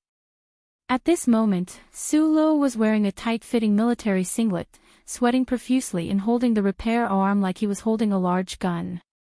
This scene really did give birth to some indescribable emotions in her heart. "His figure is quite good." Jian Shui looked at Su Lu, who was busy on the mech. Although not very muscular, the lines of his muscles were clearly defined, and subconsciously thought of this. Immediately, her cheeks reddened slightly, and she shrugged her shoulders in self-relief. The Black MX's damage was not too serious, but because Luoqiu Airport lacked most of the specialized parts, Su Lu could only use some common parts as replacements. This method of doing so would definitely cause the MX's combat power to decrease by a lot, but the fact that he could use those unimaginable ideas to make this Black MX stand up and run again was already very incredible. After a phase of the repair work was completed, the 6 mechanics officers left the warehouse. Su Lu wiped the sweat off his forehead, exhaled softly, and climbed down from the tall mech. He was very different from the average mechanic in the military. It was not because he understood this MX mech too well, but more because of the repair philosophy that Uncle Feng Yu had imparted to him back then. Whether it was a battleship or a mech, they were actually just tools used by humans, and were no different from household appliances. Adhering to this philosophy, Sulu did not have any fear when repairing the mech. He dared to fill in any kind of random replacement equipment, whether it was self-cleaning equipment or household appliances. In any case, he only wanted this mech to be able to move. It had to be said that it was precisely because of this difference in philosophy, the perception of treating gold as dung, that Sulu could do whatever he wanted without fear. As a result, the mechanic beside him was dumbfounded and worshipped him from head to toe. After climbing down from the mech, his body and face were full of black engine oil. Behind his hips hung heavy tools like a teenager, clanking and clanking, looking quite pathetic.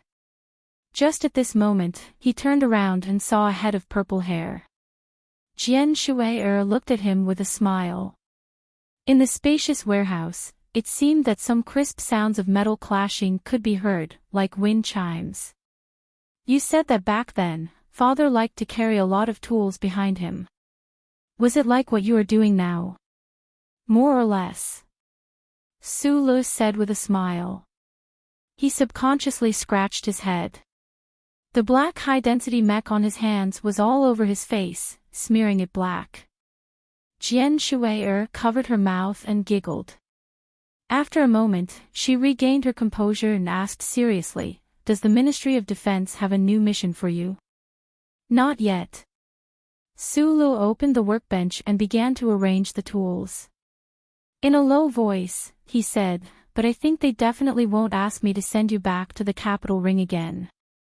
No matter what mission the Ministry of Defense gives me, I still have to fix my MX first. After leaving this mech, there's actually not much I can do." Jian Shuai was silent for a moment. She understood what Sulu meant. Whether it was the Special Mecha Battalion or the normal field forces, whether it was the Federation or the Empire, all pilots would have their own personal mecha. It was just like those warriors in ancient myths who rode their horses onto the battlefield. "This is your mech. In a few days, you'll probably paint a lot of stars on it." She smiled and said, "Have you given it a name?" This was a tradition of the federal military. Every time a mecha warrior killed an Empire mecha, they would have the right to paint a golden star on the left leg of their mecha. From last night until now, Jian Shuai knew very well that Sulu had the right to paint at least 6 golden stars. Sulu thought seriously for a moment. Then, he raised his head and smiled. The white teeth on his dirty face were distinct. "I'm going to call it Little Black Flower." He really doesn't know how to come up with names, Jian Shuai thought silently.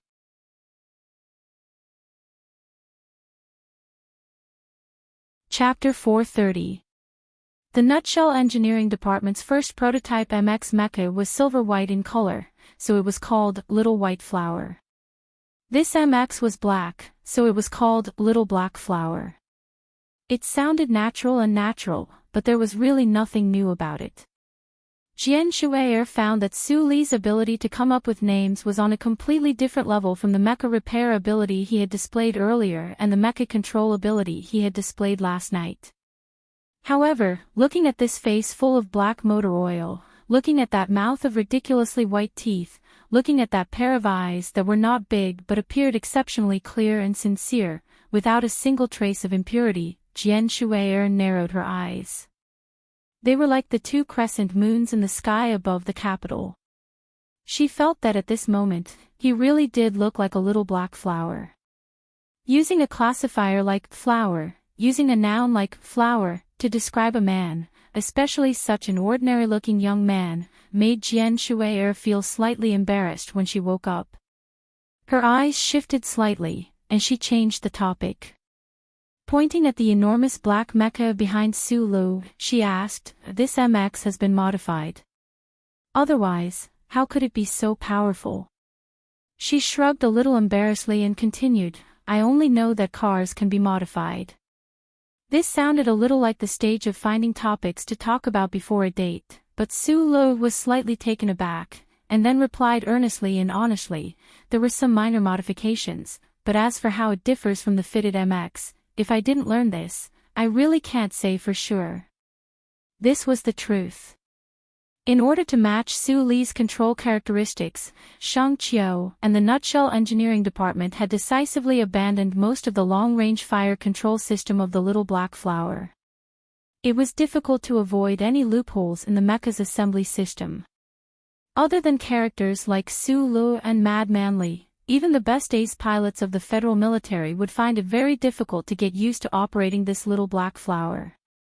Some serious problems might even arise if they tried to operate it. Hearing this honest statement, Jian Shue'er's expression was somewhat unnatural. She shrugged cutely and pursed her pink lips self-deprecatingly. She grew up in the lees of Philadelphia and was doted on by thousands of people at the age of 12. Such a background and experience gave her a sense of pride in the Federation. However, this kind of pride had always been hidden deep in her bones, and she would never show it in front of ordinary people. However, although Su Lu wasn't familiar with her, they had been together for such a long time. Furthermore, he was her biological father, so he couldn't be considered an ordinary person. From her point of view, Su Lu was clearly using the enhanced maneuver platform. Why did he have to hide it from her? He even said that it was some kind of simulation system. Now that he could not explain it clearly, the proud national girl naturally did not want to continue asking. Yes, I thought you were still resting. You must have worked hard last night. Su Lu felt the change in Jian Shue'er's mood.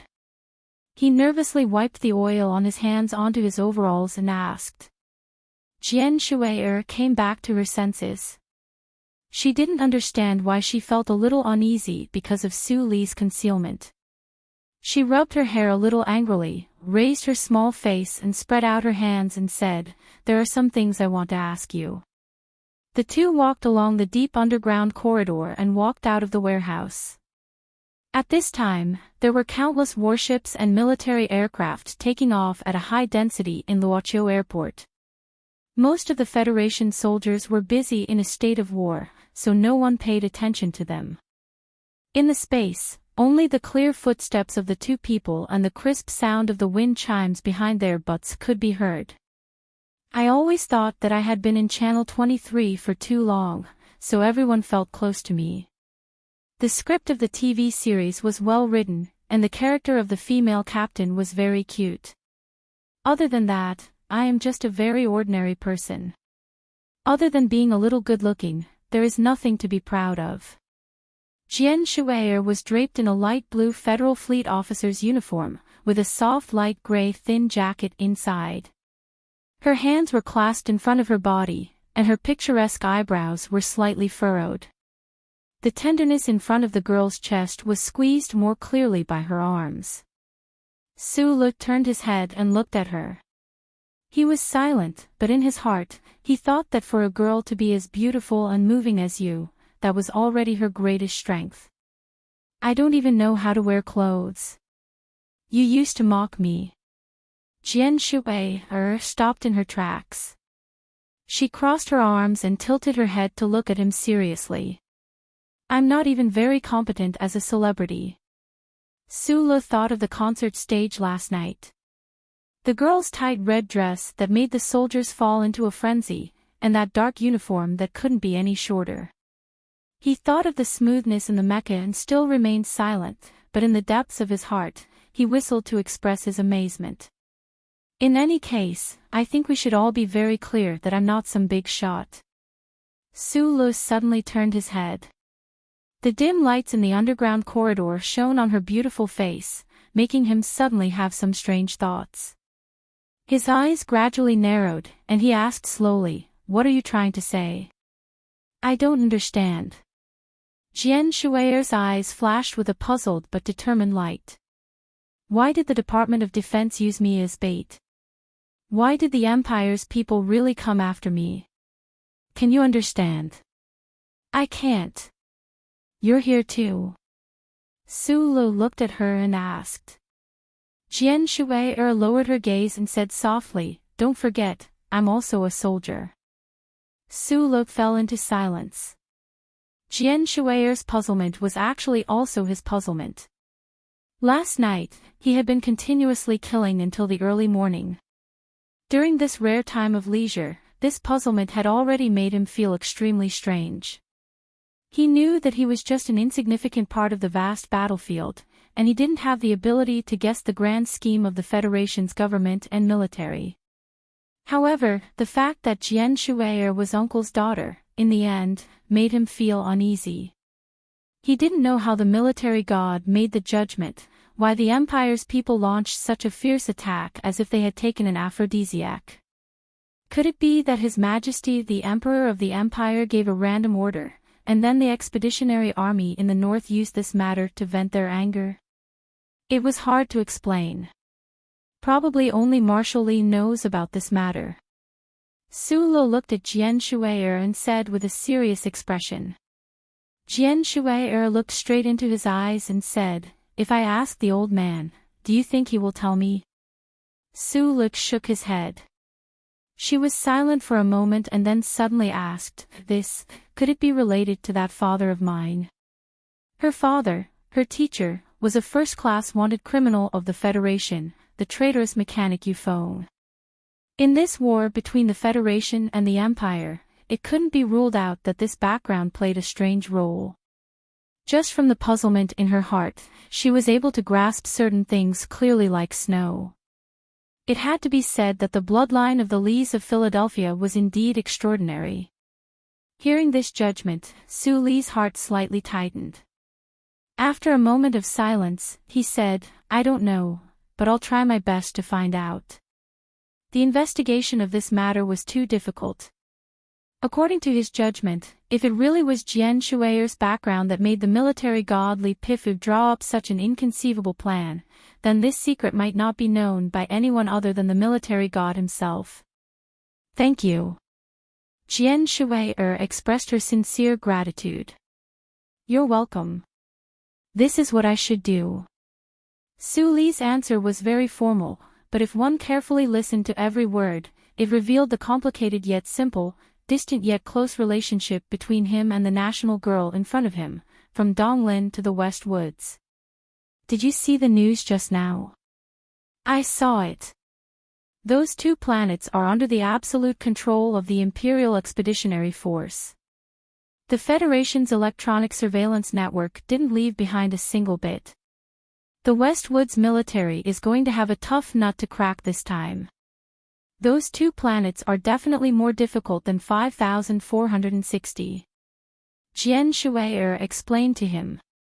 "It seems like Commander Zhong is personally commanding at the front line."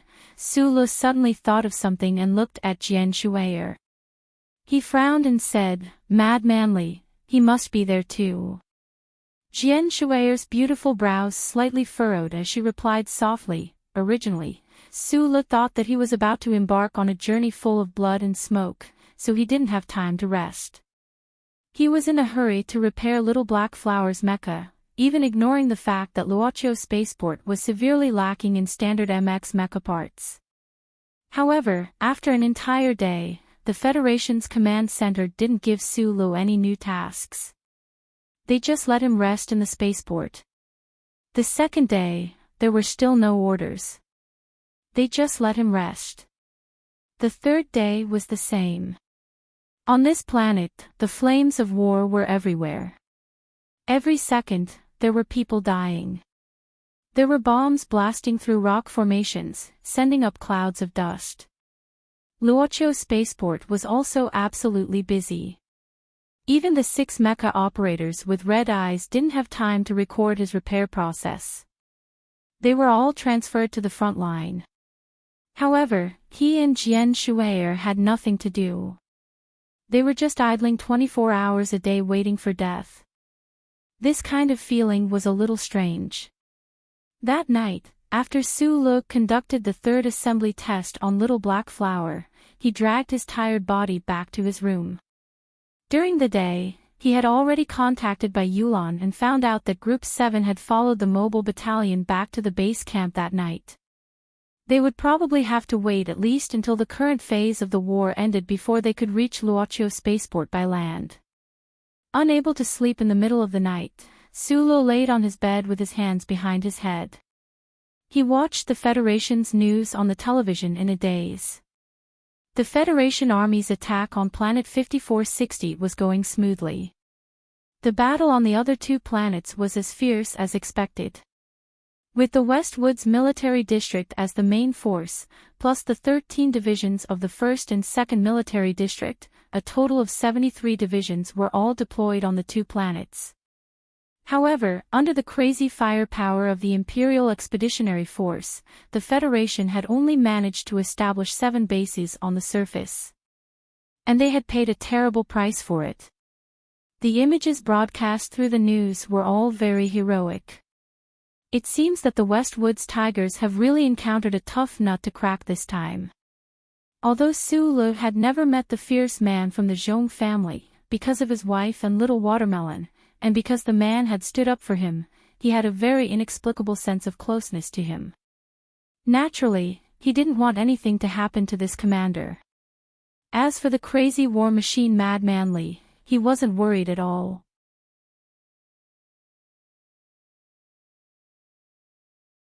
Chapter 431. In the days of the war, there were brave Federation soldiers dying every second, and the 3-star systems at the edge of the Westwoods had long been engulfed in blood and fire. The relevant government departments were definitely not stupid enough to allow the major TV stations to continuously publish the names of the fallen soldiers in black. On the contrary, the news was filled with victory reports and commendations that were constantly appearing on the news. And the name that appeared the most in these battle reports and commendations was the Federation's 3rd Military Region's 7th Mechanic Division. The war suddenly broke out, and the Federation's propaganda machine launched a simultaneous and intensive attack. In just a few days, the Iron 7 Division, which had been gradually forgotten by the public of the Federation, appeared in front of the entire universe with an unstoppable momentum. It had to be admitted that the performance of the Iron 7 Division in this victorious battle was definitely worthy of the glory that they were enjoying at this moment. On Planet 5460, the Imperial Expeditionary Force brazenly invaded the south, and the Federation's 3 lines of defense were on the verge of collapse. It was the Iron 7 Division's blockade at the front line of the Huangshanling Lonely Ridge that fired the first shot of the Federation's counterattack and set off a frenzied invasion of the north. This force completely annihilated the Imperial Moonwolf Group in the Mountain War Zone, and then immediately pursued the Imperial Assault Group, which had nearly 20,000 soldiers, for thousands of miles. However, what the Federal Military and Division Commander Du Shaoqing did not expect was that the 2 Federation divisions that retreated from the south of the demarcation line did not arrive at the designated location at the designated time. However, the Imperial Assault Group had already regained their senses and launched a fierce counterattack on the Glacier Plateau, trying to nail the Iron 7 Division's pursuit to the Red Plateau soil. Du Shaoqing, wearing sunglasses, silently raised his right hand and pointed to the north like an arrow. The arrow was already on the string, and it had to be released. The Iron 7th Division was exhausted, but they were still silent and valiant. They charged toward the Imperial Assault Group, who were trying to regroup and organize a counterattack. The valiant soldiers of the Federation and the soldiers of the Imperial Expeditionary Force, whose willpower was tempered by ice and snow, once again clashed with each other on the Red Plateau. The formation that had just been formed was once again disrupted. The Iron 7th Division still coldly continued their crazy and fierce pursuit. This desperate chase lasted from late night to early morning, and from early morning to dusk. It was unknown how much blood was sprayed into the sky, making the sunset incomparably bewitching red. That night, when the red clouds were as red as blood, the Iron 7 Masters obtained the final victory. However, they also paid an extremely disastrous price. The Imperial Expeditionary Force's strategy of defending and waiting for reinforcements, which had been maintained for decades, suddenly melted like ice and snow, just like the once every 3,000 years flow of this planet. The Maple Forest Alliance's many years of savings were all used up because of His Majesty's reckless order, and because of old General Ambry's ruthless and even somewhat desperate decision to leave his homeland. All of the Imperial Expeditionary Force's heavy weapons, secret land-based missile bases, electronically controlled micro-aircraft hangars, military deployments, and even the most real strength of the troops were all exposed in front of the Federal Army. With the Iron 7th Division's tragic victory as the starting point, the Federation began a rapid counterattack from the south to the north. Whether it was the command center, the Westwoods Military District, or the Department of National Defense far away in the capital ring, none of them would let go of such a heaven-sent opportunity to plan for the results of this battle. The Federation had a total of nearly 3,452 mechas, and more than 300 of them were thrown on the north-south border of this planet. Like countless cold iron protrusions, they mixed in with the automated mechanical troops and advanced towards the north. There were also dozens of strange black MX mechas appearing and disappearing in the mountains and wilderness.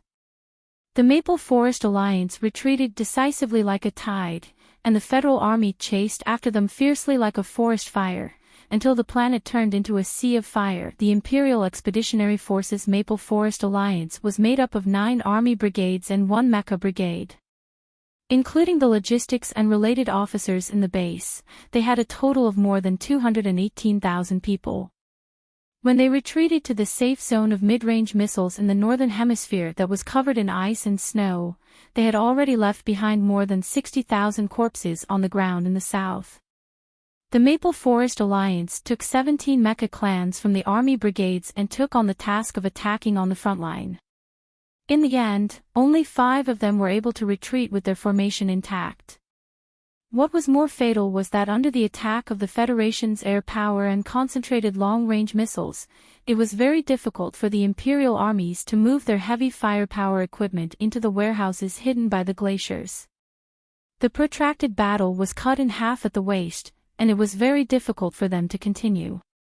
The plan of the Federation's Ministry of Defense was 1/3 complete, and the Imperial Expeditionary Force was holed up in the ice and snow of the Northern Hemisphere, without any signs of life. At this point, the general situation of Planet 5460 was set. The military commander of the Empire, Old General Ambley, was not inferior to his counterparts in the Federation. In fact, he did not make a mistake. Although he did not think that this was a trap set by the Federation in the beginning, he was prepared to break the trap. However, he did not expect that the Federation would silently send another black noose into this big trap. As the saying goes, a big ring encircles a small ring. The old general of the Empire lost because of the source, because of His Majesty the Emperor's random order. Old General Ambley's old face was as cold as the ice and snow around him. His sparse eyebrows were mixed with ice shards as he stood on the top floor of the base covered in ice and snow. His old hands continuously patted the steel railings, and his heart was filled with endless emotions and shock. How could the Federation have guessed His Majesty the Emperor's random order? Or could it be that the Federation spies had unbelievably infiltrated the core of the Empire? Unlike the fireworks of the victory of Planet 5460, the remaining 2/3 of the Ministry of Defense's plan did not go so smoothly. The main fleet of the Federation had to be stationed at the Gary Corridor and the Night Scorpion Nebula. Even if they had to wait for 100,000 years, they had to be on guard against the appearance of the Imperial fleet. That was the scenario that the Federation feared the most. The Ministry of Defense's plan was to use Jian Shui as bait to ignite a local war, then use the local war to trigger a planetary war. Using this planetary war, they would then use this planetary war to lure the only fleet of the Imperial Expeditionary Force to leave the barren star field. Once the Imperial fleet was lured away, the Ministry of Defense would then secretly prepare for a large-scale landing on the other 2 fallen planets. They would be able to obtain the precious and safe outer space environment. There was nothing wrong with this plan, except that the Federation did not expect that old General Ambley would directly use the Federation's plan to start a tragic planetary war. Except that they did not expect that the Imperial Expeditionary Force would actually spend decades to set up such dense and violent stratospheric firepower on the 2 fallen planets. On these 2 planets at the border of the Sylvan region, although the Federation's offensive could not be said to be gloomy, it had sunk into a kind of chilling stalemate.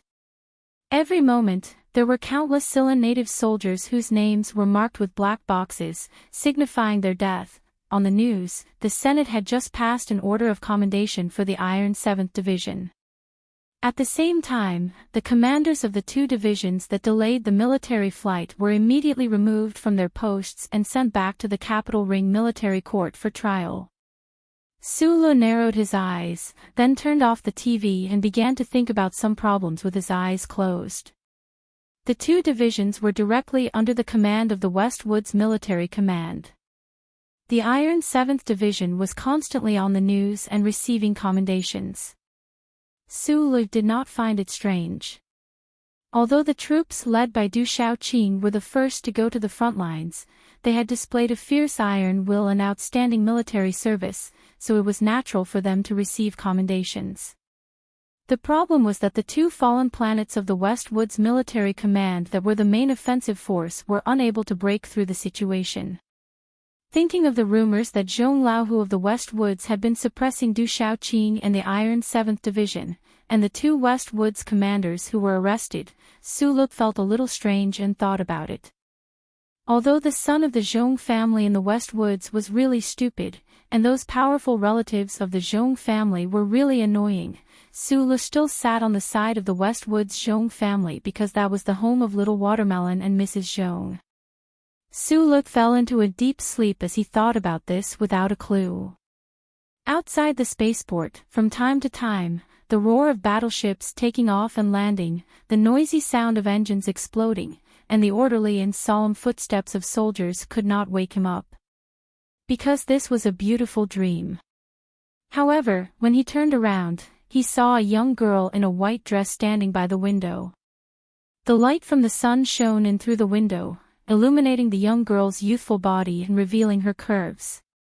What moved his heart the most was the pair of slender, tight, and smooth legs that did not match her height.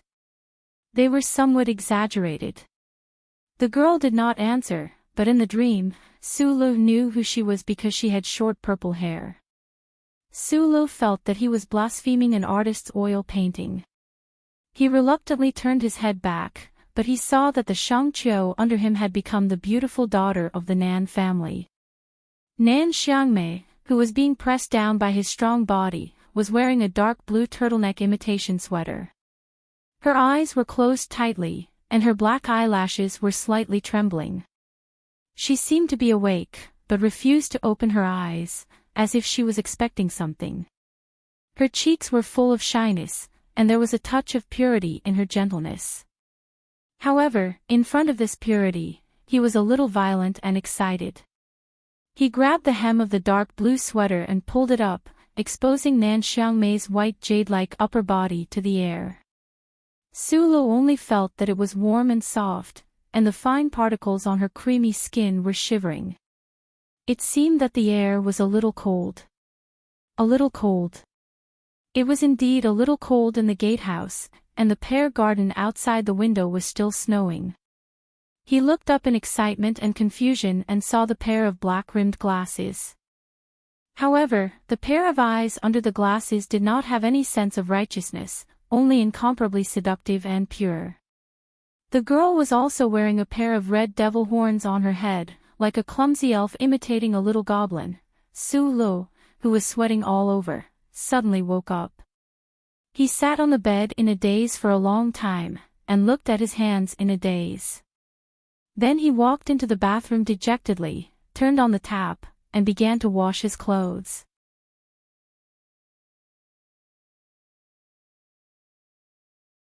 Chapter 432.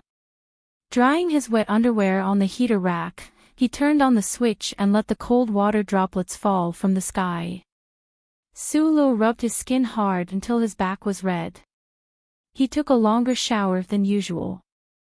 In the cold water, he raised his hands in front of his eyes in a daze. Looking at the white skin on his fingertips, he thought to himself that his hands should be used to operate a mecha. Although a mecha could indeed shoot down a plane, he didn't understand why he had this wet dream. Thinking about the romantic fantasy that flashed through his mind a few days ago, he couldn't help but be shocked at how much his moral standards had dropped while the level of testosterone in his body had increased too much. However, he completely didn't realize that in reality, the war and death on this planet itself was a supreme weapon that stimulated lust and shattered all spiritual rules. Holding the cold porcelain basin with both hands, he looked at the somewhat unfamiliar young face in the mirror. There was no steam in the bathroom, so there was no fog on the mirror. He didn't need to use his hands to wipe it away, but why did that face look so unfamiliar? The straight eyebrows were still resting peacefully above his eyes, like two unsheathed flying knives. The fine hair between his eyebrows hadn't been shaved for a long time. The two thick black lines seemed to connect together, but there was no sense of valiance. Matched with the pair of small eyes below, it made people feel that this face was very trustworthy. But it was still unfamiliar because that pair of eyes seemed too calm. Sulu looked at himself in the mirror and thought about a few years ago, after he scared off that person on Donglin's Clock Tower Street, he had also been silent and nervous in the bathroom mirror. That person was called Bao Long Tao, right? How come he was almost forgetting his name? Sulu found that after he escaped from Donglin, he had become more and more silent and calm. However, this silence and calm, to him, was somewhat similar to an undesirable aura. He didn't think this was his nature, and he didn't like this kind of outward change, so he stared at himself in the mirror in a daze. He didn't understand what the Federation's plan was. Jian Shui'er said that the Westwoods military's main attack on the two fallen stars was very difficult, and that the days of the Zhong family's tiger were very difficult, but he didn't understand. He didn't understand the Empire's ferocious attacks and the resolute retreat, nor did he understand the Federation's meticulous and wondrous military arrangements, nor did he understand the art of war command. At the end of the day, he was just an insignificant character in the Grand Galactic War. He could only silently turn back to repair his mecha and then travel through the forest at high speed. This was his greatest reliance. However, he had already begun to kill his enemies. Those Imperial mecha that had exploded in front of him and behind him, those corpses that had died with their eyes wide open, their twisted bodies constantly stimulating his brain. When he was in Eastwood, he had no knowledge of the people of the Empire. It was only when he saw the black tombstones on the graveyard in Macklin that he had a direct understanding of the people of the Empire. Sulu had killed a lot of people. When he was a child, blood dripped from the tip of the hydraulic pipe in the garbage dump, a gun barrel in the underground parking lot of Lin High, and corpses were everywhere in the Foundation building. He was a good person, and good people could kill without blinking, let alone someone from the Empire. However, it was too easy for people to die on the battlefield. Life was too cheap here. In the middle of the night, Sulu, who was hit hard by the atmosphere of war, felt a little lost in his youthful state. He walked out of his room and listened to the chaotic and nervous noises outside the spaceport. He silently lowered his head and walked towards the end of the quiet corridor. Little Black Flower's mecha was quietly waiting on the other end. In the cold, dangerous, and complicated web of war, no matter how strong an individual's strength was, they were just an insect that was stuck in the web. They could be swallowed up at any moment. There was no chance of survival. He had to repair his personal MX. That way, he would have an extra set of armor and a few more sharp knives. When he struggled in the web in the future, he would be able to make a bigger commotion. There was a military satellite phone in the quiet corridor. Sulu silently thought for a moment. He turned his head, picked up the phone terminal scanner, and placed it behind his neck to scan it. After passing the authorization, he pressed a string of numbers. It was Shi Qinghai's phone call. The call was picked up very quickly. From this detail, Sulu knew that he had already arrived in the West Woods. His mood couldn't help but become heavier. "How's your job as a liaison officer?" Sulu leaned against the cold wall and smiled at his friend on the other end of the phone. "The overall situation here is not a problem, but there are still some dangers. But the Department of Defense hasn't sent any orders, so I'm just waiting for death in the spaceport. Shi Qinghai's bright and charming laughter came from the other end of the phone. Sulu smiled and began to talk about his feelings when he was on a battlefield for the first time. His tone was slightly heavy and worried. The war between the Federation and the Imperium was like a fight between two rock giants. Every heavy punch might not hurt the other party, but the falling pieces of rocks would definitely kill the other party. After a short pause, Sulu thought of the dream he had. His cheeks were slightly hot as he talked about it. Then he nervously asked in a hoarse voice, "Should I be in a relationship? But how can I like 4 people at the same time?" Shi Qinghai on the other end of the phone suddenly asked, "Have you been stimulated by a woman recently?" Sulu shook his head. Strangely, Shi Qinghai on the other side of the planet seemed to have seen his movement. He said in a slightly mocking tone, "Although I'm busy now, I still watch the news. The scandal between you and that national girl is so big. Although you're wearing a pair of Toad sunglasses, do you think you can hide it from my lightning-like eyes?" Sulu was silent. Shi Qinghai on the other end of the phone was silent for a while. Then he said seriously, "I think you should find a woman." Sulu replied, "Don't they mean the same thing? Falling in love doesn't mean that you can sleep with her, but you might have to get married. You definitely won't get married, but you definitely have to sleep with her." Shi Qinghai said sarcastically, "These are 2 very different things." "You mean, venting?" Sulu held the phone and lowered his voice. "Is this really that interesting? If it's not interesting, then why are you dreaming? I'm just asking. Why are you so angry?" Sulu was a little annoyed. He looked at the remaining time on the phone and suddenly said seriously, "You have to take care of yourself."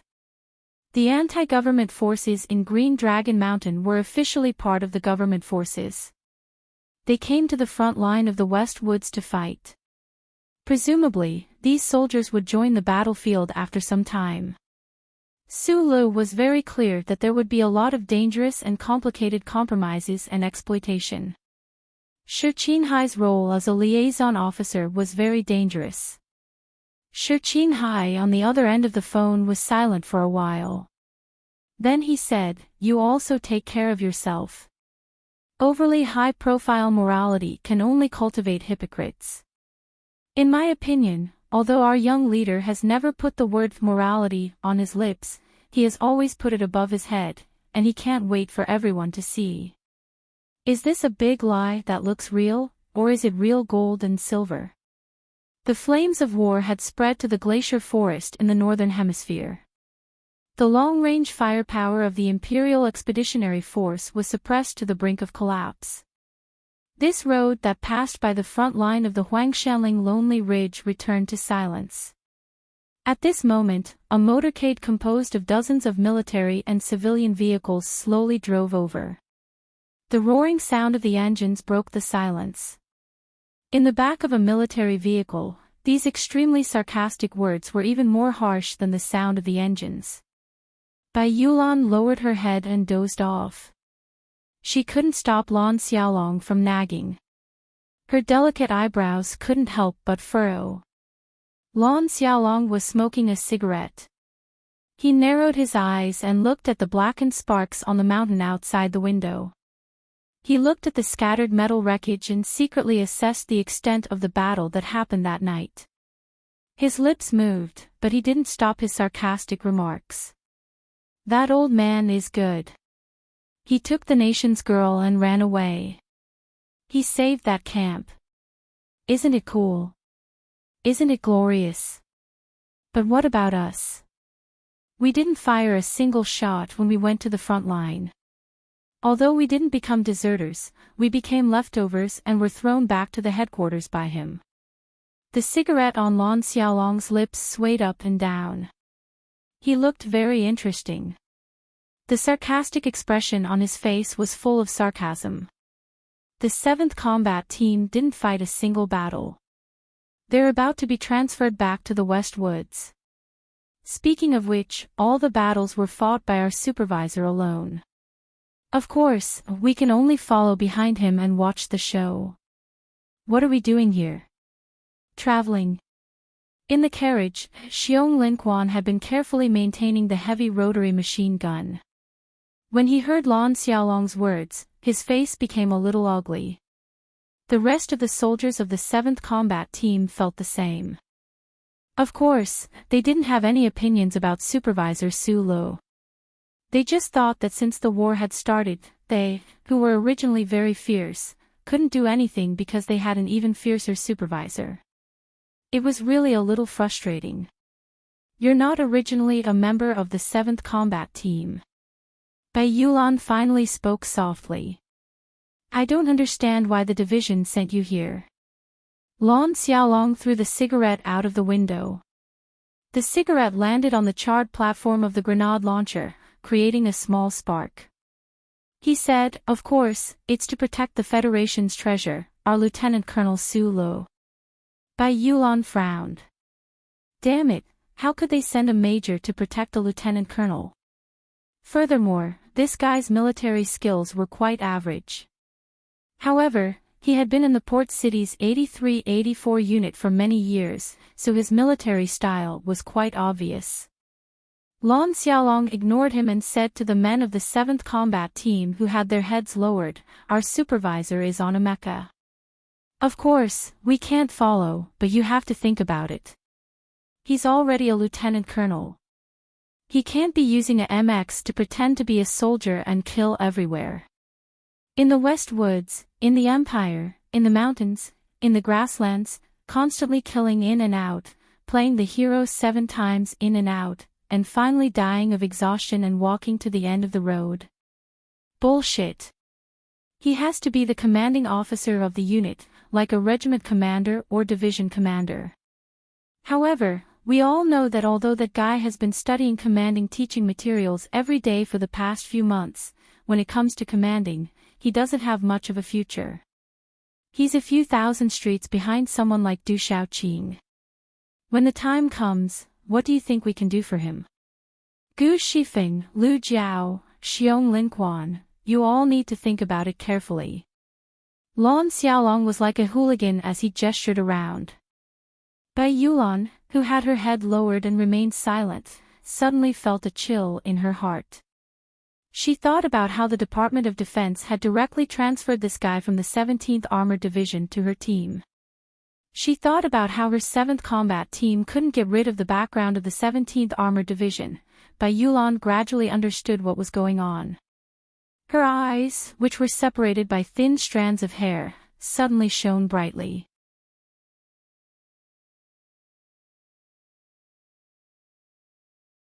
Chapter 433. The light in Bai Yulan's eyes gradually dimmed. She lowered her head and listened attentively to Lan Xiaolong's incessant nagging. At this time, she already had a certain judgment in her mind.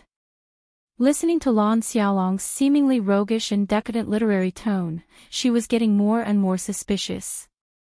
The famous people in this universe, the big shots, often started to build their own team when they were lonely, unknown, or at the bottom level. Now, the subordinates of Du Shaoqing, who was famous in the Federation, when he first joined the Iron 7th Division, had grown into his most loyal partners and executors. The subordinates trained by the god of war Li Pifu in several wars had now become the heroes of the military. Even President Pabre, who was deeply respected by everyone, was now an officer in the Secretary's office. In this year, the Federation government, the Lees of Philadelphia, and Minister Zhou of the Department of National Defense re-established the 7th Combat Team and sent this amazing team to the training base. Without a doubt, they were trying to let Su Lo have a team that belonged exclusively to him. However, what made Bai Yulan feel slightly sad was that Su Lo didn't seem to have much interest in building a team and expanding his influence in the future. Although the core members of the 7th Combat Team had already recognized the young lieutenant colonel's ability and temperament after the graduation day military drill and these few months of interaction, he didn't have the self-awareness to become a leader himself. On the contrary, it was this strange Major Lan Xiaolong who had been supporting Su Lo for the past few months. He inspired the self-awareness of the members of the 7th Combat Team on behalf of the young lieutenant colonel who was like a rock. He subtly influenced this team to be under Su Li's influence. A faint smile appeared on Bai Yulan's face. She took out a cigarette from her jacket pocket and stuffed it into her slightly dry lips. She took a deep breath with great enjoyment. Boss might be the commander of the 17th Division in the future, but what would he be in the future even further? A new marshal. As long as the members of the 7th Combat Team could return to their hometown alive from the battlefield, they would definitely have a very good life. The fleet drove into Luoqiu Airport. The performance team and the broadcasting team of the Federation TV station, who had experienced the baptism of the battlefield, saw the large warships taking off and landing. Before they had time to relax, they were controlled by the strong impulse to leave the battlefield of life and death and return to the rear. Some female staff members were so excited that they even shed tears. For Sister Tong, not being with Miss for nearly 100 hours was something that had never happened in the past 7 years. Her mood had long been nervous to the extreme. Towards Su Li's action of taking the young miss away without her consent, she was extremely angry. However, when she saw the young man and man walking together in the barracks, the anger in her heart instantly became a faint sense of loss. Jian Shui was wearing a light-colored short windbreaker as she nestled beside Su Lo like a docile little bird. Her expression was calm and peaceful. Looking at this scene, Sister Tong uncomfortably confirmed that the escape that night had already caused the young miss to have absolute trust in this small-eyed officer.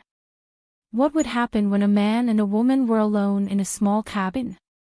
Sister Tong didn't want to think about it, and she immediately remembered that they were originally a blind date, the core of the Federation scandal.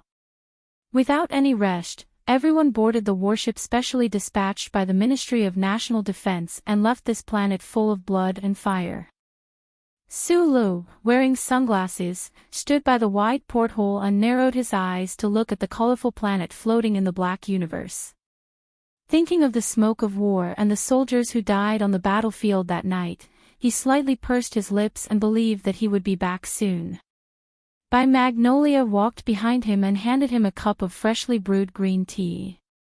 She said softly, "I just received the order from the company to escort Miss Jian Shui to the main planet of the West Woods. Then, the 7th Combat Team will rest here and wait for the next mission." Whatever he thought of, it came. Su Lu took the teacup, thanked her, and smiled bitterly. He was about to say goodbye to Jian Shui, and the real battlefield and the stars was waiting for him and the men of the 7th Combat Team. The indicator light above the porthole rang, and the deck of the hull was ready to close. The light warship began to accelerate in preparation for entering the twisting passage of the Huiming corridor. The flowing light outside the window was pulled into a strange light circle like leaves. Su Lu retracted his gaze and looked down at the green leaves floating in the green tea in the glass. He was silent. Sunset State, the main planet of the West Woods, Changfeng Military Base. Countless spacious landing platforms were densely packed in the wilderness like lakes. The warship that the Victory Concert team took when they first arrived in the West Woods was docked in the Changfeng Military Base. However, the base today was much more tense and busy than before. The war had begun, and countless weapons, ammunition, and resources sent from the capital ring had to be transported to the front line through this largest military base. Su Lu still wore his sunglasses and stood behind Jian Shui, vigilantly looking around. His gaze swept past her shoulder and looked at the fleet that was driving out from under the warship, especially the black car that belonged to him. Today, they would be staying at the Venus Hotel for the night. Then, Jian Shui and her team would return to the capital ring, and the two sides would officially separate. Su Lu did not have too many feelings of sadness in his heart. Because of the uncle, there were too many stories that needed to be told between them, and too many unknown possibilities. Her bright purple hair was as smooth as silk. Jian Shui looked ahead calmly. She didn't turn her head, but she knew that the man behind her was looking at her from the corner of his eyes. She thought about how he was her father's only student and the blind date arranged by her family. She thought about how he had watched her grow up and how he knew her age, birthday, and even her private data. She wanted to laugh, but her beautiful cheeks blushed, just as she was about to turn around to have a serious conversation with this very interesting guy. A bouquet of very bright roses came to her and interrupted some of the inexplicable emotions that had just arisen. The Zhong family of the West Woods indeed had an unimaginable power and status in this region. Zhong Ziki, the nephew of Commander Zhong who was deeply doted on, could easily enter the security area of the military base at such a tense time of war. I have a pass. Zhong Ziki, who was holding the bouquet of flowers, did not say anything to Jian Shui, who had a slightly stunned expression. Instead, he said to Su Lu who was behind her, "You have a bright future ahead of you. I don't want to offend the person favored by the old man, but I'm just here to give you a bouquet of flowers, so I'm sure you won't mind." As soon as the Zhong family's fleet appeared in sight, the armed members of Group 7 had already prepared security measures. However, Su Lu did not say anything, so everyone remained calm. Zhong Ziki looked at Su Lu and said, "Last time at the hotel, Madman Li already helped you regain your dignity. This time, I've decided not to give you any chance to slap my face." These words were said very sincerely.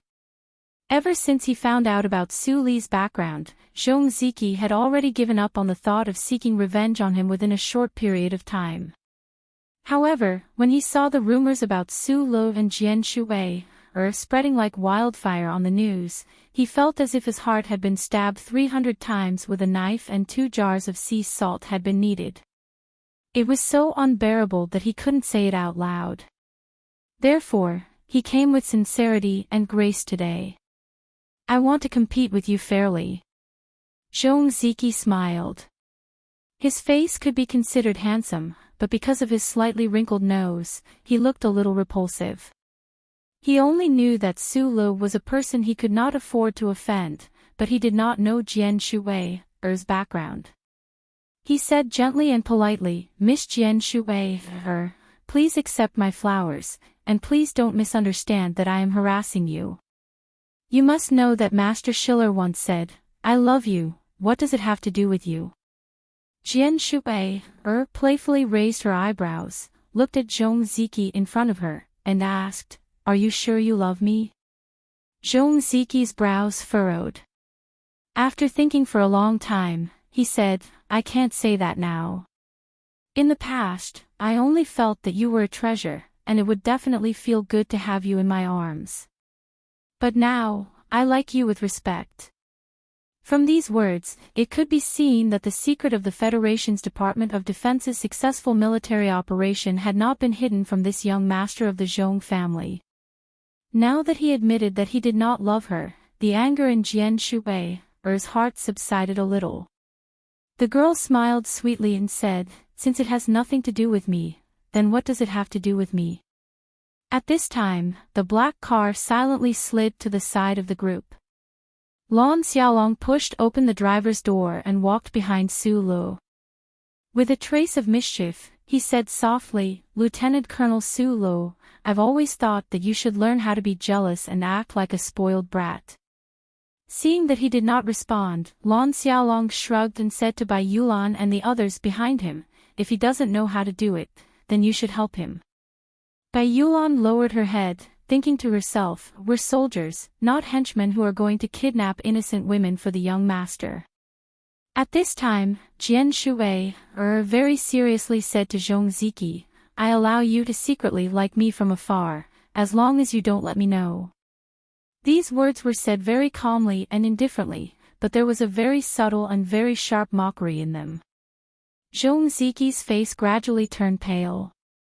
Although he did not act out because of Su Lu behind the national girl, the anger in his heart would probably continue to burn for a very, very long time. Su Lu had been silent because he was thinking. Looking at the countless battleships and transport ships that frequently took off and landed in the Changfeng base through the lens of his sunglasses, he naturally thought of the smoke and blood on planet 5460 and the tragic landing battle on the two fallen planets. At such a time of war, people like Zhong Ziki actually had the leisure to play the drama of jealousy and chasing after celebrities. At this time, under the battleship, a few minutes of tit-for-tat fighting, there were probably many Federation soldiers on the front line who had fallen on the battlefield and could never stand up again. This strong contrast made his mood a little heavy and annoyed. Was he going to play the kind of drama where you don't know who my backer is, so I bully you? I just watch with a smile, then I use my backer to bully you back. Then a bystander will pull out an even more powerful backer to bully everyone and have fun. This was a good way to pass the time and lengthen the length of the boring story in his boring life. However, he was not willing to live such a life.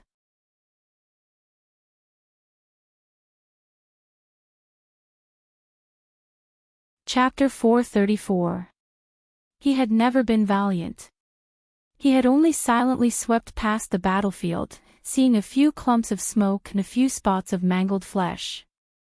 It was not enough to shake or change Su Lu, this Dong Lin rock, too much. It was just that his rock-like heart had long returned to Dong Lin after he had truly gotten used to life and death. When he was hanging out with a group of orphans on Clock Tower Street, who had any family background. It was just a competition of whose knife was faster and whose brain was more nimble. At this time, he looked at Zhong Erlang through the flowers. A man's heart was not as strong as iron, but his eyes were like iron, cold and tough. It was as if the wide sunglasses on the bridge of his nose were going to crack. Zhong Ziki was angry at the national girl's mockery when he suddenly felt this pair of eyes and felt a chill all over his body. A moment later, he slowly raised his head without showing any weakness and coldly looked straight into Su Li's eyes. In the eyes of many people, and even in his own eyes, there was no doubt that he was the only heir of the Westwoods Zhong family because of the favor of the tiger of the Zhong family. This identity gave him too much right to be proud and arrogant. That day at the Venus Hotel, even a real lunatic like Li Feng did not dare to shoot him, let alone this young lieutenant colonel in front of him. After that day, Zhong Ziki carefully investigated Su Li's background and confirmed the secret relationship between him and the Lis of Philadelphia.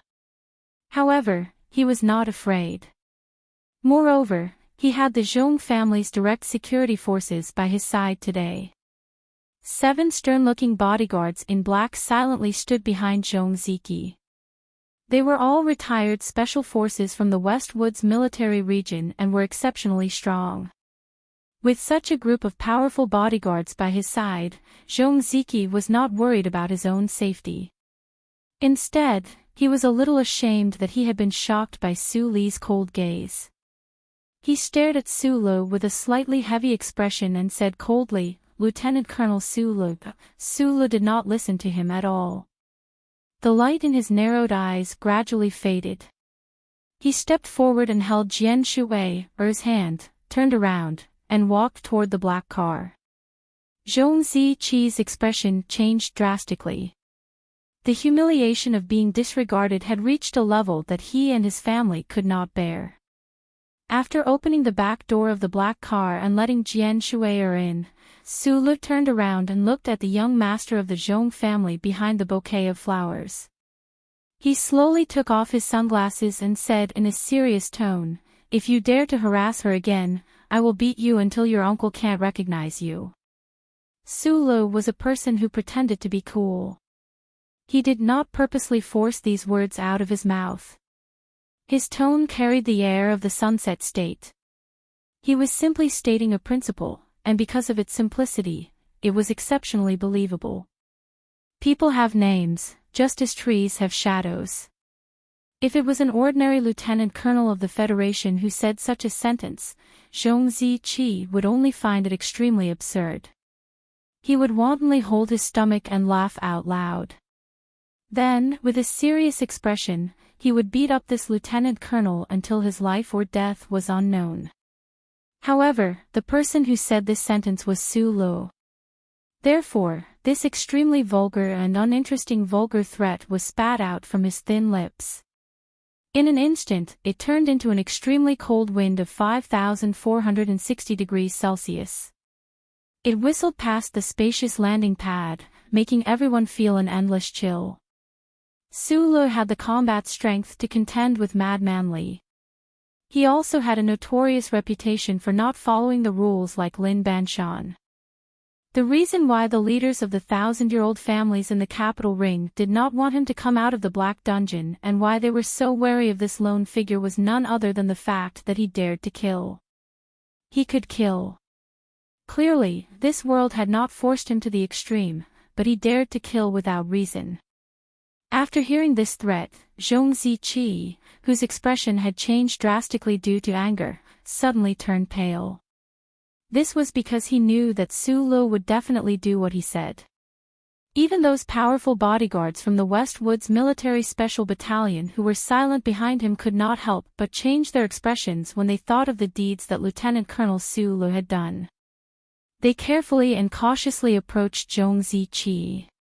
A strange blush appeared on Zhong Ziqi's pale face. He stared at Su Lo beside the black car and said, "Good, good, good, but I have to remind you of one thing. This is the West Woods. This is not a world where you can make a living with your fists. I have already given you enough face," he said in a deep voice. "Since you are not willing to give me back my face, then I will also put my words here. As long as she is still in the West Woods, I will pursue her. If you think this is harassment, you can come and beat me." When he said this, Zhong Ziqi did not back down. He took 2 steps toward the black car and said mockingly, "In fact, I am going to continue to harass you. I want to know how you will beat me." The black-clothed bodyguards behind him also walked up, vigilantly watching the combatants of Group 7 around them. A few of them had already reached their hands into their black suits. Their movements were very natural and relaxed, as if they were reaching for a cigarette. Everyone present knew that these people were definitely not touching cigarettes, but sharp killing weapons. However, they did not deliberately hide it. They just did it expressionlessly. A strong enough deterrent force gushed out from the simple action of reaching into their clothes. The Federation strictly controlled firearms. Except for local tyrants or warlords like the Zhong family in the West Woods, who would dare to openly use guns in the military base.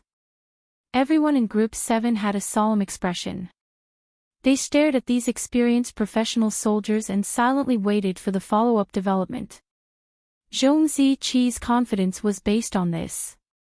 Although he was angry, it was impossible for him to openly mobilize 2 battalions to kill Su Lo on the spot. However, the fierce character that grew up in the military compound made him have the impulse to pull out a gun in front of Su Lo. He looked at Su Lo coldly. His expression seemed to say, "Come and beat me, come and beat me." It was not Su Li's fist that came, but a delicate military knife. A delicate hand gently held the streamlined knife handle made of black fragrant wood as if it was holding a flower. Suddenly, it cut the air of Chongfeng Base, which was full of the sound of wind, and brought a more shrill wind sound. With a sound, the blade flashed and cut the flower petals in front of Zhong Ziqi. Then the blade twisted, and gently rested on his throat like lightning. What a fast blade! The faces of the bodyguards of the Zhong family in the West Woods changed dramatically. They pulled out their pistols with a jaw-dropping speed and aimed at the person holding the knife. However, they did not pull the trigger, because the delicate knife had been quietly placed on the artery of Zhong Ziqi's neck, and it did not tremble at all. The blade was very stable, and not trembling at all was actually scarier than not trembling at all. The chopped red flower petals rustled and fell down. The sound of guns being loaded rang out all around them. The clear sound was mixed with endless solemnity. The men of Group 7 had already raised the Cayenne light machine guns in their hands and coldly surrounded the bodyguards of the Zhong family. The barrels of the guns were pitch black, revealing a chilling killing intent.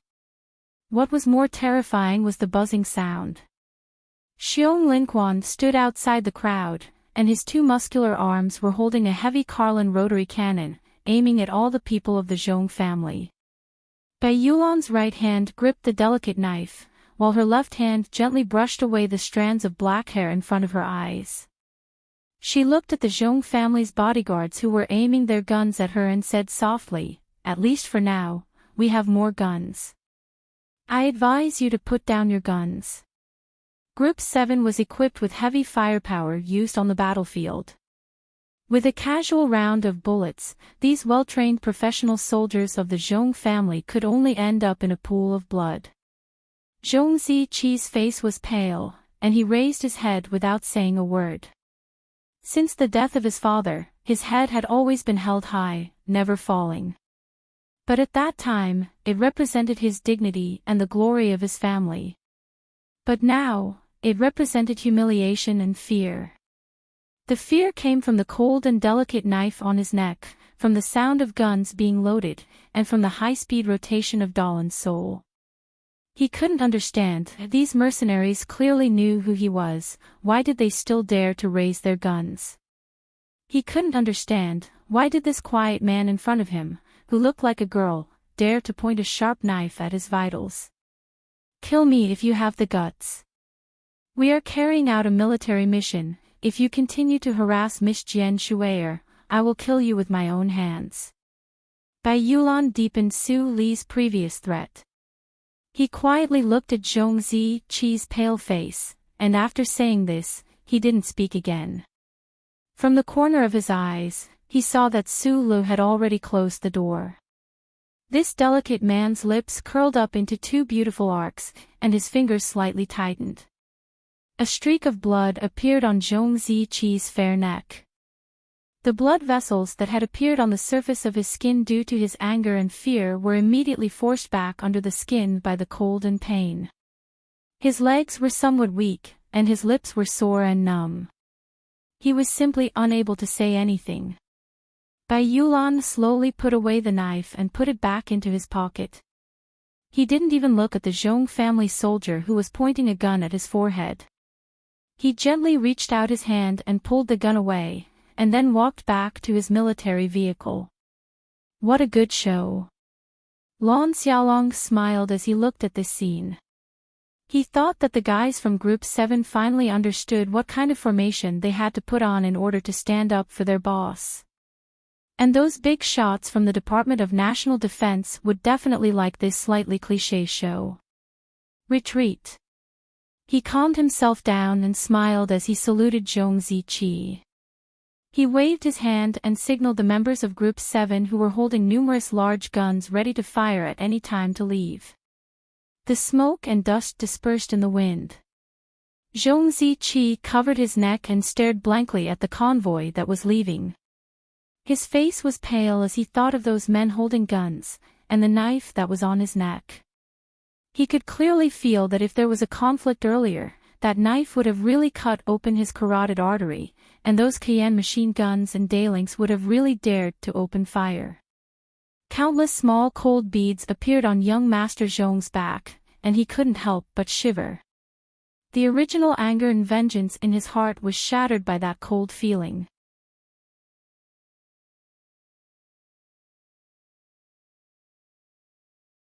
Chapter 435. In the luxurious suite on the top floor of the Golden Star Hotel, a few minutes after the sparse splashing sound disappeared, Jian Shuier tied her wet hair behind her neck. Wearing a pink and white bathrobe, she lowered her head and wiped the water droplets as she walked out. Under the bathrobe, her bare feet gently stepped on the expensive carpet, leaving a few wet footprints. Su Lu stood up from the sofa. His eyes swept over the girl's jade-like little feet. He picked up the automatic dry bag and handed it to her. Then he turned around and stubbed out the cigarette butt. Jian Shuai naturally took it and put it on her head. It looked like she was wearing a small hat. With her clear face and beautiful facial features, she looked very beautiful and cute. There was no one else in the suite. The two of them were alone. They silently handed over the things and looked very natural and intimate. There was a faint feeling of being part of the C family. And in the eyes of many people, they were already a couple. Even Sister Tong was not in the room.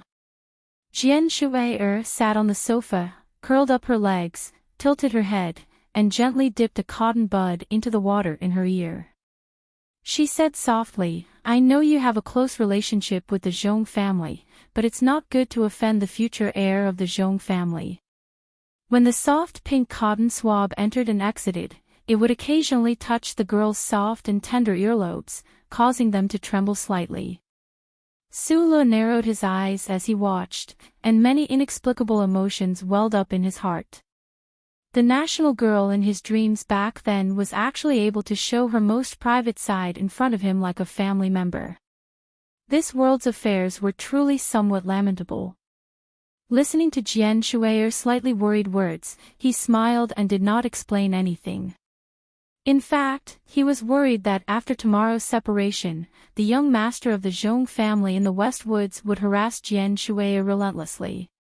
That was why he was so tough in the Changfeng military base today. Especially when Jian Shuai was not willing to let the world know her real family background.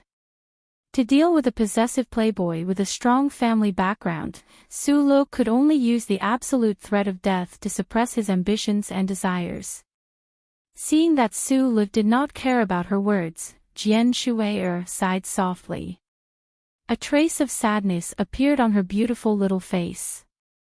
She looked at him and said, "The Ministry of National Defense will escort us back to the capital ring. You don't have to worry about anything." Su Le nodded. Jian Shuai took off the small hat-like dry hair bag and rubbed her fluffy purple short hair. She was like a cute little lion that shook its head vigorously in the sun after crossing a clear stream. There was a kind of beauty that was full of vitality. Without warning, suddenly, she leaned against the sofa, held her chin, looked at Su Le seriously, and said, "I have something that I need your opinion on." Su Le was stunned and looked back at her on the sofa. He knew that when this national girl was 12 years old, she was determined to leave the Lees of Philadelphia. Even if she fought a long-lasting lawsuit, she still forced the military god Li Pifu to make a concession. Such a determined girl had her own plans for everything she did. What did she need his opinion on? "I plan to grow my hair long and then dye it back to black."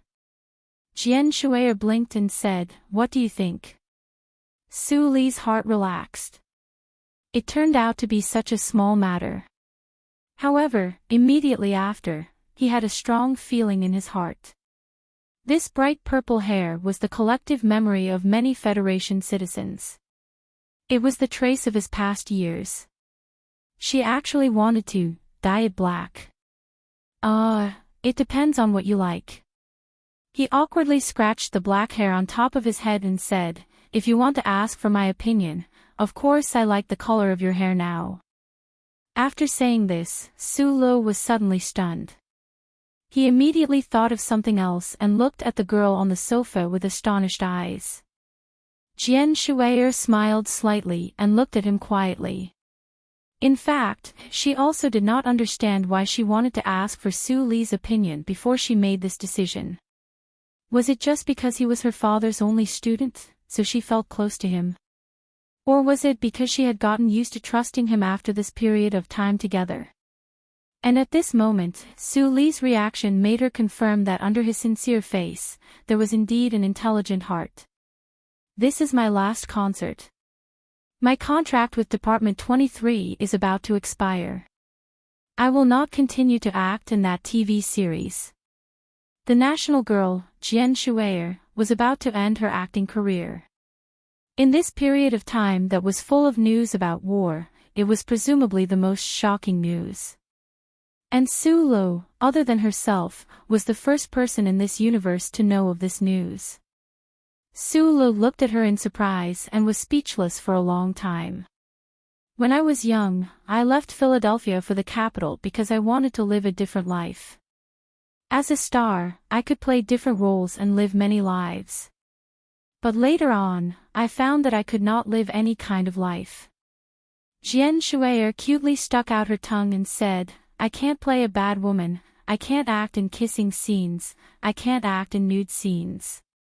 Even if I wanted to, the TV station and scriptwriter would not dare to write it. Su Li's eyebrows twitched painfully.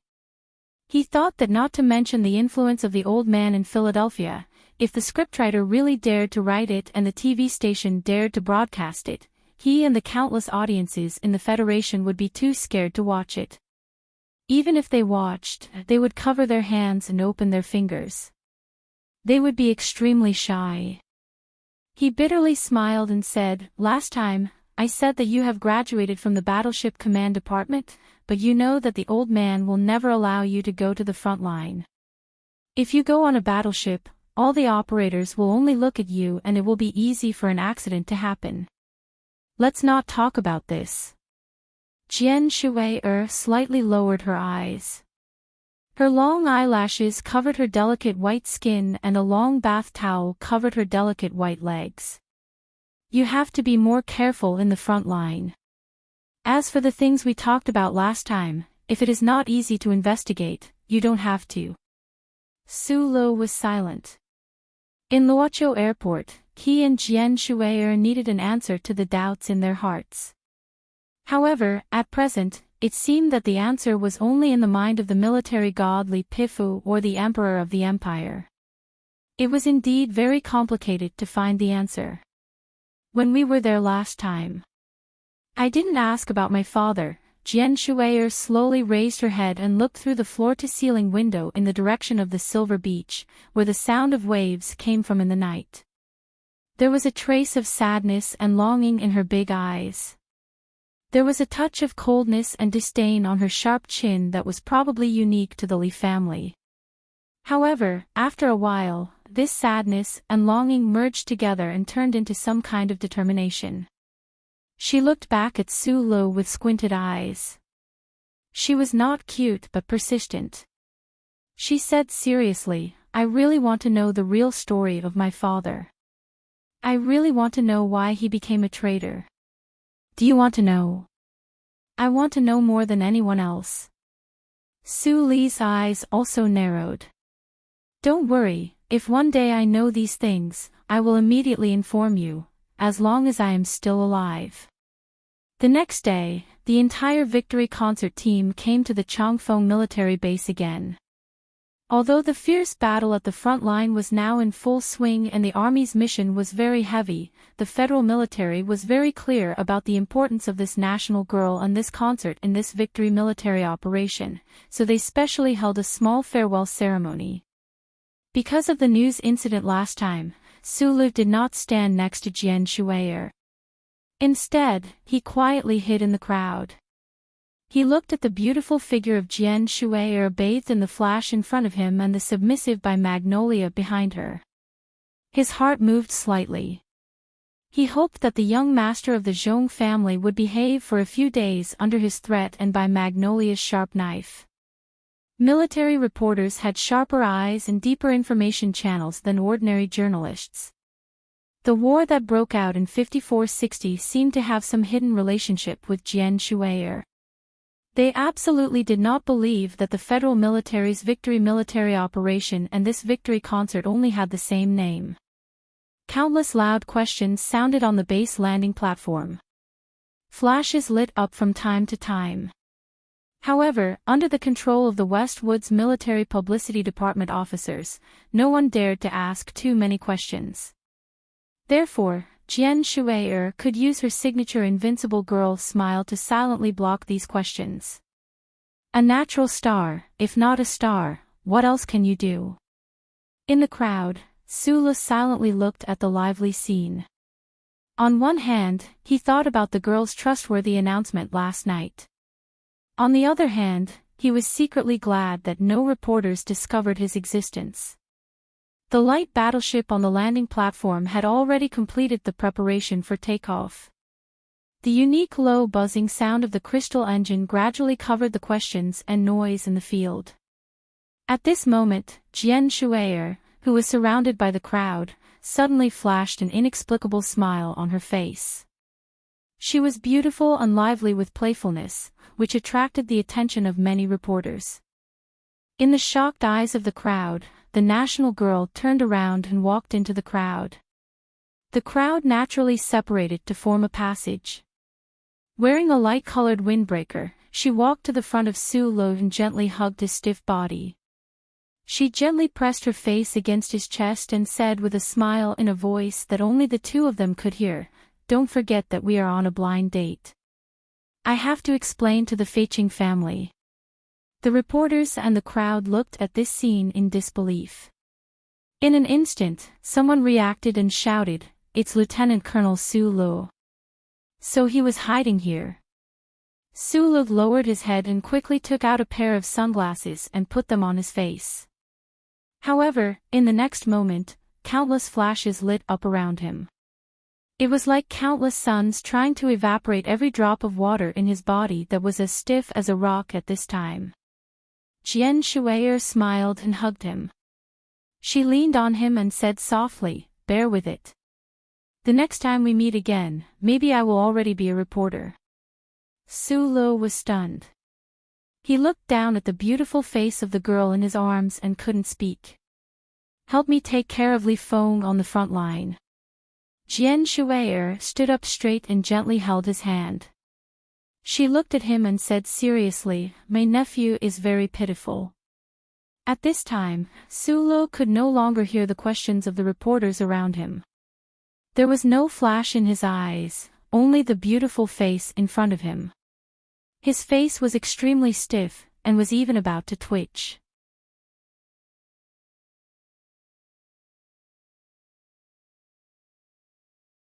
Chapter 436. Just like in the legends, he went to the front lines at the age of 12, piloting a mecha and starting a blood-soaked game. He slaughtered more than 100 ace mecha pilots at the edge of the Bermuda Triangle and the outskirts of the Space Passage, earning himself the reputation of being invincible in the military. His personality was violent and arrogant to the extreme. With his solid battle results, he was promoted to become the youngest lieutenant colonel in the history of the Federation. Su Lo really could not understand what Madman Li had to take care of. What was so pitiful about him? This question perplexed him all the way until he took a bath. Dense droplets of water sprayed down from his head and face, but it was unable to wash away his doubts. This was because he knew that Jian Shuier was not as lovable and cute as she appeared on the surface. Every word that the young girl said naturally had its own reason. He turned on the tap, picked up the towel, and rubbed his face forcefully twice. He rubbed his face until it was slightly red. He raised his head to look at the bathroom and confirmed that there should not be any surveillance equipment here. So, he slowly closed his eyes, lowered his body slightly, and squatted into a standard horse stance. In the midst of the fog, he began the practice that he had long been accustomed to. The tremors at the edge of the Eastwood mine had already pierced into his skin. No one could see the strange traces under his tight skin. Only he could feel the clear burning lines slowly moving along those lines that he did not understand. They squeezed out energy from the friction between every pair of muscle fibers and even every cell wall, gradually spreading to every part of his body. In the hot fog, Su Lo closed his eyes tightly and took a deep breath. He used his biological clock to confirm that the time for the horse stance was up. His right foot left the ground and placed behind his left knee like a sheathed sword. At the same time, his two hands left his body and spread to the sides, forming a W-like shape. The center of gravity of his entire body was placed on his left foot. However, his movements were so natural and casual. The muscle lines under his skin were faintly discernible, hard and elastic. After maintaining this posture for 5 minutes, he changed his posture. He put his head down, his right hand on the wet ground, his left knee slightly bent, his left hand bent behind his back to support his waist. At the same time, he lifted his right foot back, and his entire body became a straight line. This posture looked very normal, but to maintain it for a long time was exceptionally difficult. After another 5 minutes, Sulo began to change his posture again. Sulo completed the 10 postures that he had learned when he was a teenager one by one, without a second of delay. Every movement was done to the extreme according to the uncle's requirements. The muscles and meridians in his body were twisted to the limit that the human body could bear. Back then, it was a huge problem for him to complete these 10 strange postures beside the mine. However, after so many years, these postures had become a part of his body's instinct, and they were exceptionally smooth and natural to him. After completing the 10 postures, he lightly exhaled a mouthful of foul air, and besides feeling slightly sore and numb from head to toe, he felt a wisp of refreshing and natural feeling.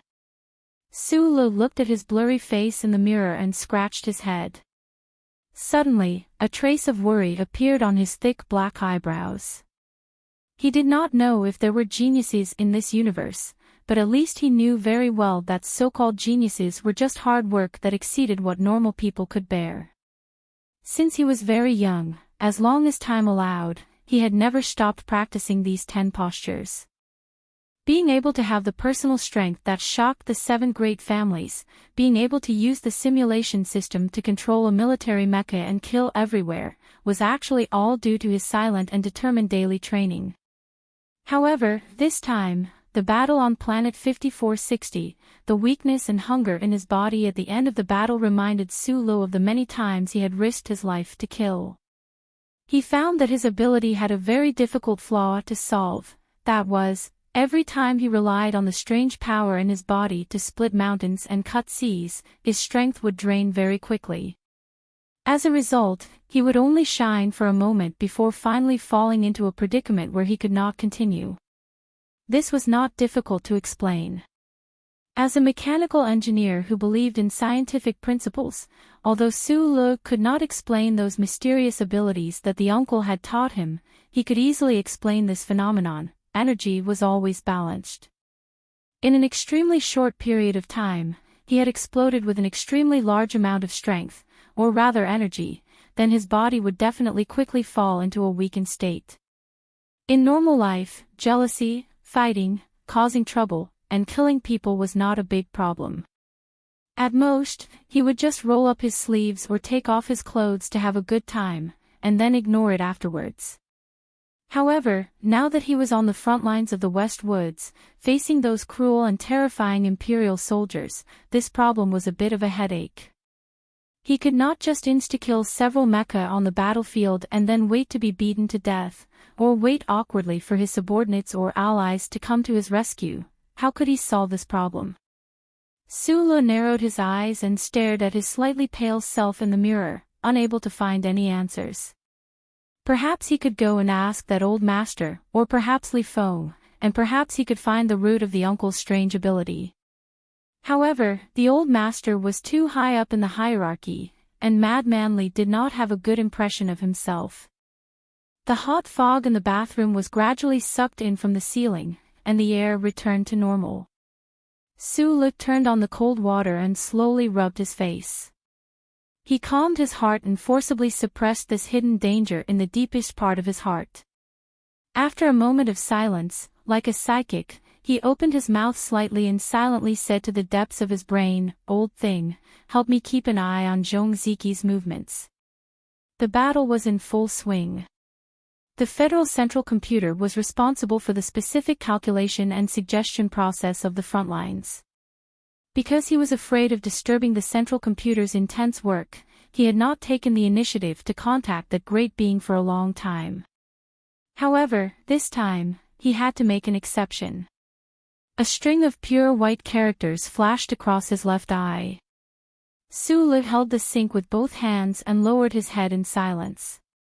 As long as the old thing kept an eye on Zhong Erlang's movements, he believed that he would not have the opportunity to disturb Jian Shuier. Walking out of the bathroom, Bai Yulan, who had been waiting outside the door, handed him a soft cotton towel. Su Lu rubbed his wet hair hard and asked, "The Department of Defense still hasn't planned to come?" They had been in the Venus Hotel for 2 days, and the surrounding reporters had already retreated out of boredom. However, the Department of Defense had not issued any new orders to this wonderful team. Bai Yulan shook her head and walked to the window to make a cup of tea. Group 7, along with Su Lu's secretary Bai, a total of 20 combatants, were very clear that they had to stay in the West Woods to carry out the special orders of the Department of Defense. However, this order had not arrived for a day, and they had no confidence in their hearts. Su Lu took the teacup and said thank you. Bai Yulan looked at him and suddenly said, "The person in the villa in Choming Mountain is the young master of the Li family." Su Lu had just sat down on the sofa and was silent for a moment when he heard this. Li Xiuzhu, the heir of the Li family, was pursuing Jian Shuier. Of course, this was a top secret to the general public. However, Group 7 had been responsible for protecting Jian Shuier for so long, so they were very clear about this matter. The question was, what did this have to do with him? Bai Yulan leaned against the window, lowered her head and whispered softly, "There probably won't be any problems between you and Zhang Xiaomeng, but, what about Minister Zhou's daughter? I don't know the truth, but if someone wants to do something, maybe this will be a problem."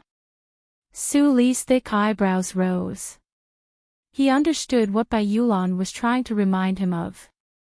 Most likely, in everyone's eyes, the nation's maiden had already cast her heart on him. Although he knew that was not the truth, he could not stop those who cared about him from caring. He didn't know what to say or how to handle the situation. He didn't even know what kind of joke Zhou Yu's extremely beautiful wife would play with the reporters after being bored in the snowstorm in Linhai province.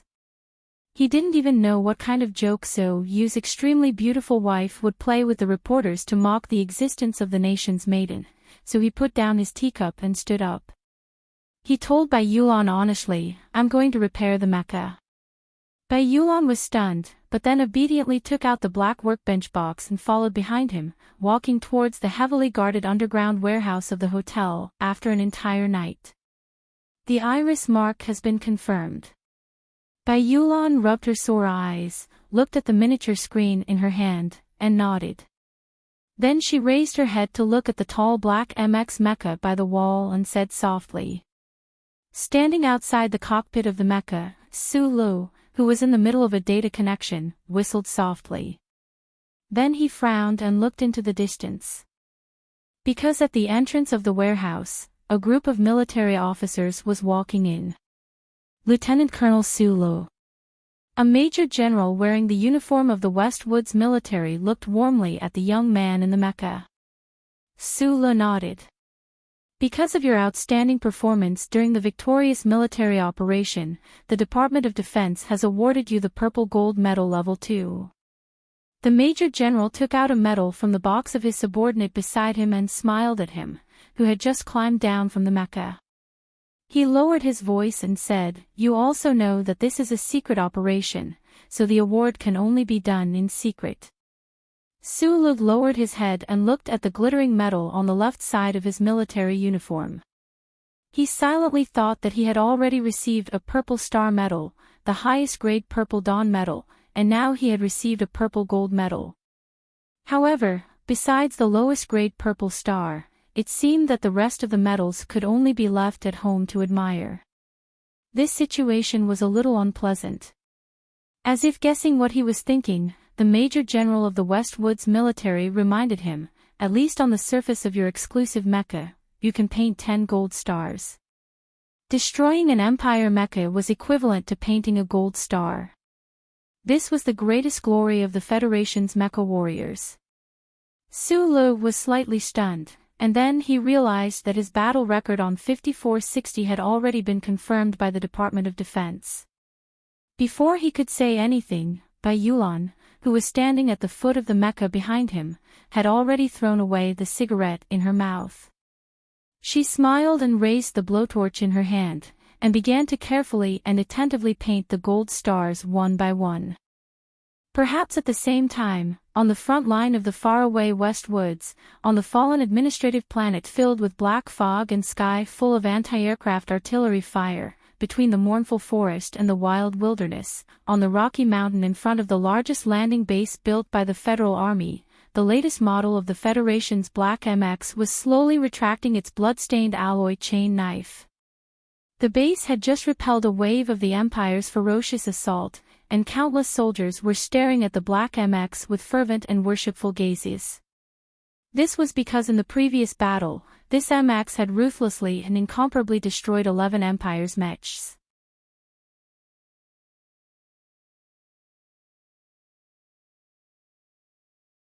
Chapter 437. Most of the Federal Fleet's landing force came from the West Woods Military District. The first 3 divisions that landed were supported by the extravagant laser cannons of the space battleships. After paying a heavy price of thousands of Federation soldiers, they finally managed to hold off the crazy attacks of the Imperial Expeditionary Force on the surface of the planet. Panting heavily, they found a place to rest. The Federal Army had built 7 landing bases in the hills southeast of the planet. The Imperial armies would never allow these 7 landing bases to blossom like plum blossoms on their abdomen.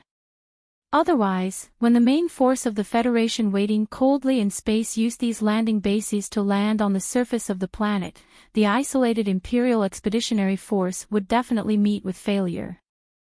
Therefore, in these few days, these 7 landing bases received unimaginable and terrifying attacks. The West Woods transport ships that forcibly landed in the face of the Empire's missiles continuously replenished their soldiers and weapons. However, even so, they could not keep up with the rate of casualties of the Federal Army. The Empire's Moon Wolf 3rd generation mechas covered the hills and plains. The whistling of the mid-range missiles covered the sun. The 7 landing bases of the Federation were repaired and destroyed and repaired again. Death and rebirth, blood and corpses.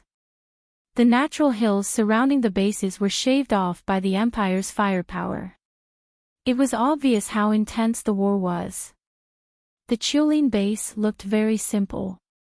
The steel fortress built by the 47 giant engineering mechas was damaged and burnt everywhere. Even with continuous repairs, it was still impossible to make every part of the fortress in perfect condition. This place was at the forefront of the 7 landing bases, receiving the most powerful attacks of the Imperial armies. In just 10 days, the soldiers' losses had reached a terrifying 40%. There were many times when the Empire's mecha groups had already broken into the base. Just as they were about to lose, they had a chance to catch their breaths because of the fleet's main cannons in space. There were 17 giant deep holes in front of the base. After the molten magma solidified, they became densely woven lines. They were still steaming in the cold evening air. These were the traces left behind by the main cannons of the Federation's battleships. The Empire's Black Sang Alliance's Mecha Brigade has retreated. It is estimated that they will attack again in an hour. A Westwood staff officer stared at the display on the radar and reported loudly. The commanding officer of the base had the rank of Major General on his shoulder. In reality, it was rare for a general to be at the front line, especially at a front line like the Chulin base. However, he had no choice but to come. The Federal Army and the Imperial Expeditionary Force both knew what the 7 plum blossom-like landing bases meant. The commander was already outside the atmosphere of 3,320 and was looking at him coldly from the battleship. As a general, he had to be at the front line, the very front line. He did not know how long the main cannons of the fleet could last, and he did not know how long the lunatics of the Imperial Expeditionary Force would attack without caring about their own lives. Did they not know to admit defeat? The Major General's expression was determined as he stared at the metal gap above the base. He looked at the black mecha bathed in the setting sun and thought to himself, if he hadn't been here, if he hadn't kept the morale of the army high, perhaps this base would have been broken through long ago.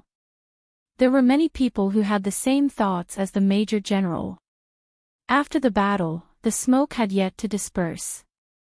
The 352 mechas and 10 MX mechas started to clean up the battlefield. The staff officers below the base started to assess the damage. The engineering mechas started to hum as they repaired the metal base.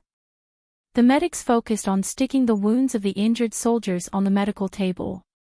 However, all of these people would occasionally raise their heads to look at the gap in the setting sun. The eyes of the Federation soldiers were filled with shock, admiration, fanaticism, and so on. The dense missile attack from the Imperial Expeditionary Force had blown up a gap in the northwest corner of the base. The mechas from the Black Sang Alliance were like a black dragon, roaring as they tried to charge in through the gap. The sound of metal colliding with the ground was so clear that it was shocking. Right at the most dangerous moment, the arrogant black mecha that was painted full of golden stars led its mecha battalion to the gap. The moment it arrived, it stood there, not willing to retreat even an inch of ground. It was like a steel wall that couldn't be moved by the wind or broken by the waves. The black mecha that seemed to have some kind of magical power attacked, dodged, and shot crazily. It was so strong that it actually blocked the Empire's mecha group. Every time an Empire mecha was destroyed and an Empire pilot was killed, a shining golden star could be painted on one's mecha. If an Empire mecha was completely destroyed, but the Empire pilot in the cockpit survived, then the outer line of the golden star would have to be a virtual line. This was an unspoken but extremely powerful habit of the Federal Army of the 37th Constitutional Era. In the countless smoke-filled front lines of the West Woods, proud mecha warriors could often be seen bathing in the sun, showing off the eye-catching golden stars on their mecha. This was a very direct display of battle results. The more golden stars on a mecha, the more battle achievements the owner of the mecha had. Most of the Federation pilots would think of ways to cover up the golden stars on the surface of their mecha when they were on a real battlefield. This was because the more golden stars on a mecha, the more Empire pilots they had killed. When the Empire's soldiers saw these mecha with many golden stars on the battlefield, it was as if they had seen their nemesis who had killed their father, stolen their wife, and white face. They would have a desperate urge to kill no matter the cost. The Federation pilots would not be afraid, but they also did not want to be confused and wrongly killed by an absolutely wasteful missile attack from the Empire because of pride. In the past 20 years, there were not many mechas who dared to step onto the battlefield with a body full of stars, arrogance, and disdain for the Empire's fiery gazes and focused attacks. This was like a completely naked young girl rushing into a military camp that had not seen a sow for 3 years. It was too dangerous, so dangerous that there was a terrifying possibility of being ravaged at any time. It was rumored that a certain commander surnamed Tian from the Special Mecha Brigade of the West Woods military region was such an awesome person, and he was the only one who could survive the battlefield in such a flashy manner.